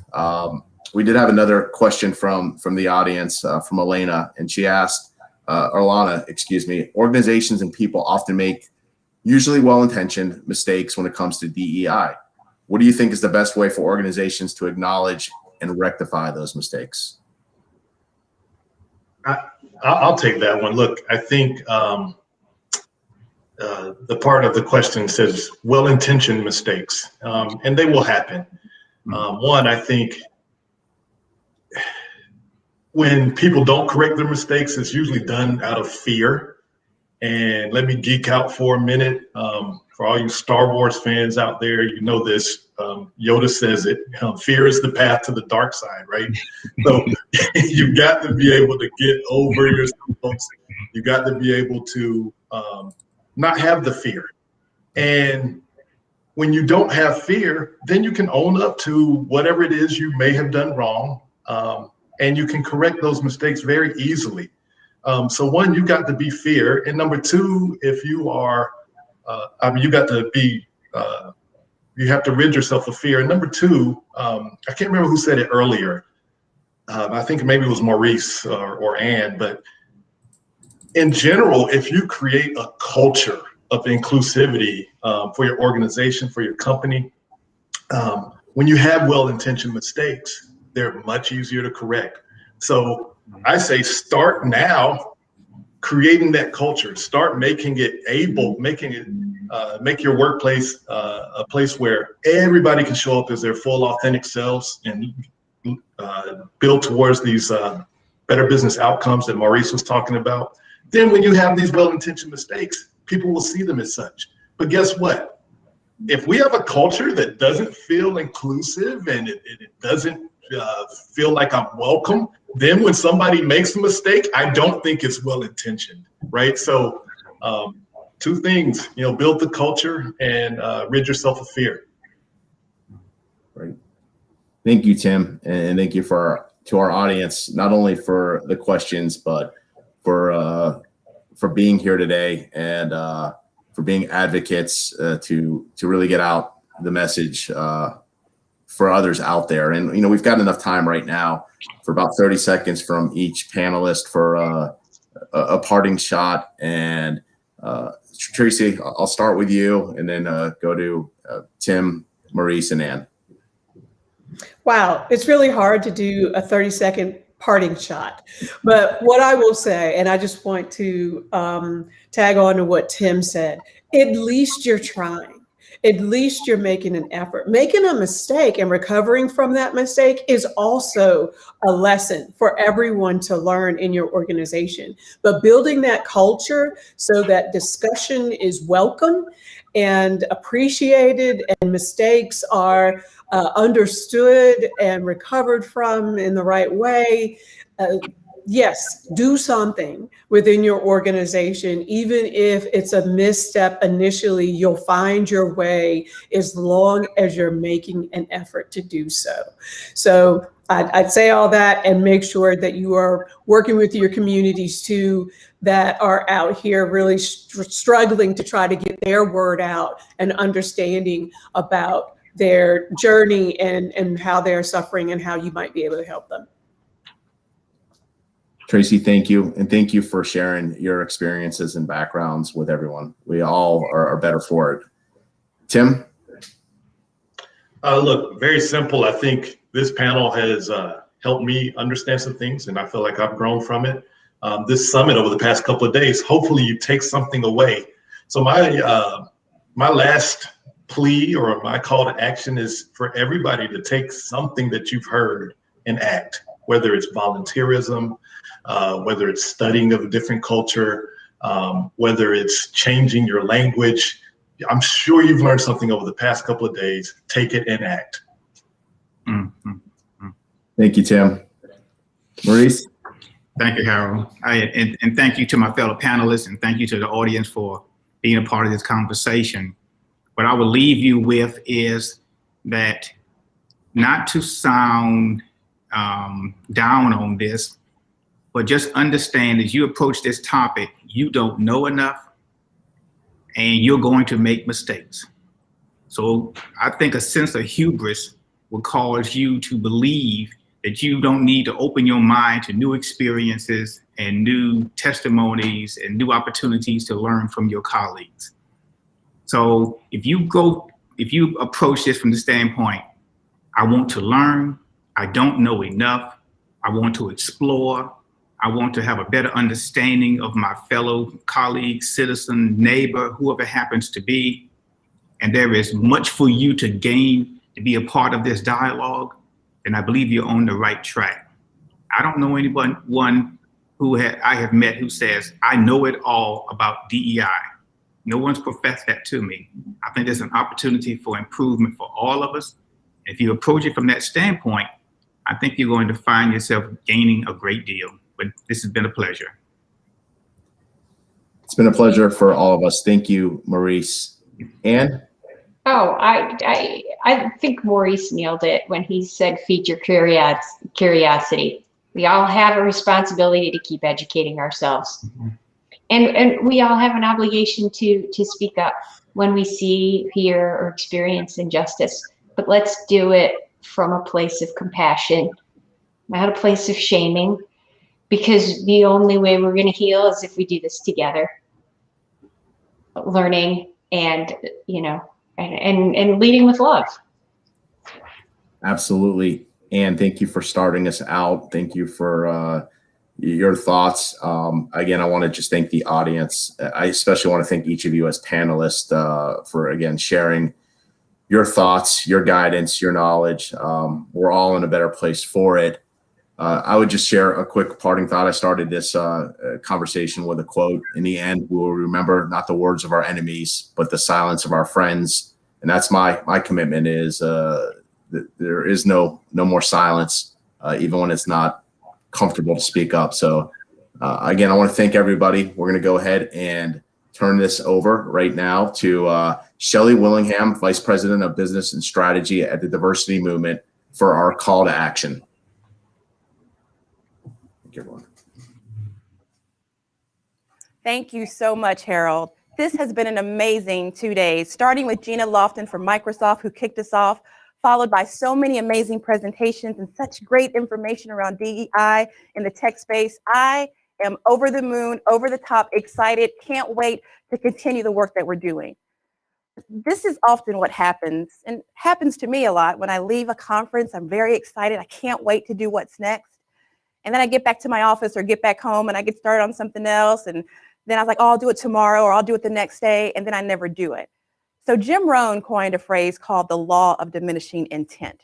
And that's exactly what that is. It's having the desire to want to act on something. But the longer it takes us to do it, the more likely we won't get it done.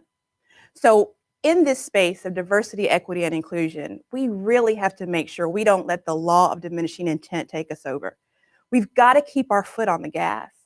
These topics are so important. If we think about these conversations we've been having for so long, and it's been re-energized, right, with the things that we saw happening this past summer, and there seems to be a clearer focus on it, which is great. But I can't help but wonder if we didn't take our foot off the gas 5 years ago, 10 years ago, how much further along would we be now? So I encourage each one of you, and I'm encouraging myself, to make sure that the excitement that I felt over the past 2 days, the nuggets that I received, the action that I want to take, that I will be committed to taking moving forward.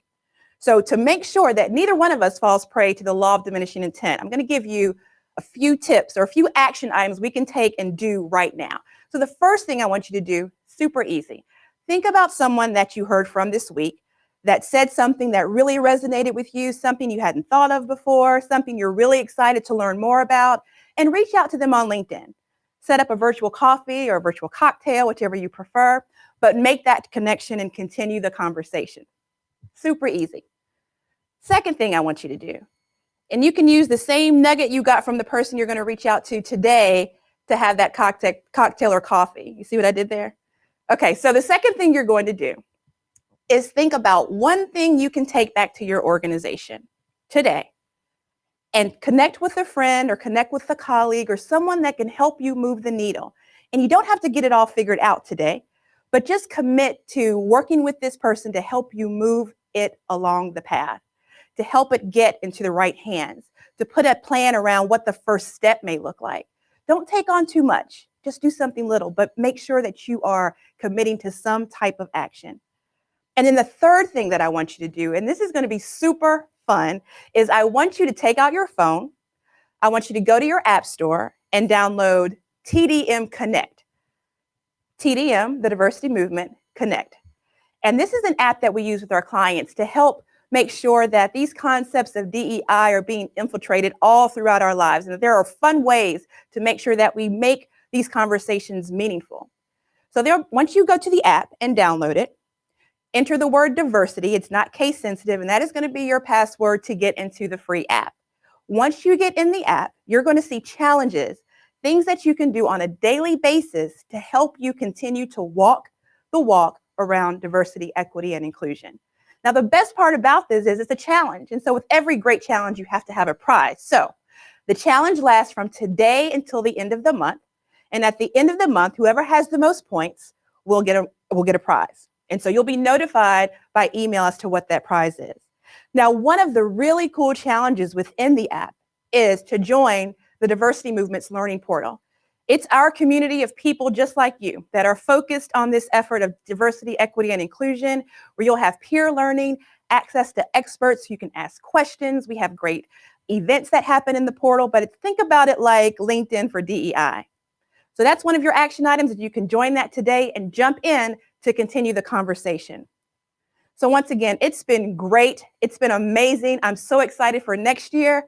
Make sure that the law of diminishing intent does not take away all of the good things that you want to do, all of the things that you've learned, and all the things that working together we can continue to do as we work to move diversity, equity, inclusion through the tech space. Over to you, Jordan. Thanks so much, Shelley. What a great way to close out this year's Diversity Inclusion Tech Summit. I hope you all have gathered some takeaways that you can implement personally or bring back to your organizations. As Brooks has mentioned, all of this year's content will be available for the next 60 days. So you will have the opportunity to see and hear all the discussions again or watch them for the first time if you missed them. For all of us at Fidelity Investments, diversity is not just the right thing to do. It's a true business imperative. Our world is changing. Our customers, suppliers, and employees represent diverse backgrounds, experiences, and values. To attract, retain the best talent, our culture must be inclusive of all people, ideas, and perspectives. Fidelity Investments is committed to diversity and inclusion both internally and externally, and we are proud to support NC Tech's D&I network, and especially this event. I will now turn it back over to Brooks to close out this year's Diversity Inclusion Tech Summit. Thanks, Jordan, and a big thanks to Fidelity Investments and all of our partners and sponsors for making this summit possible. I would also like to thank our speakers who've done a tremendous job of sharing their insights and expertise.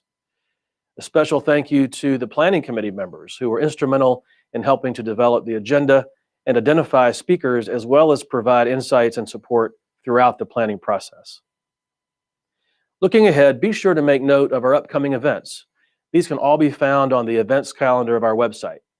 Our next signature event, our State of Technology Conference, will be held virtually on the mornings of Wednesday and Thursday, May 12th and 13th, with a focus of the total experience, the intersection of the customer, employee, and user experiences. Check out our website for more information on this event and many others.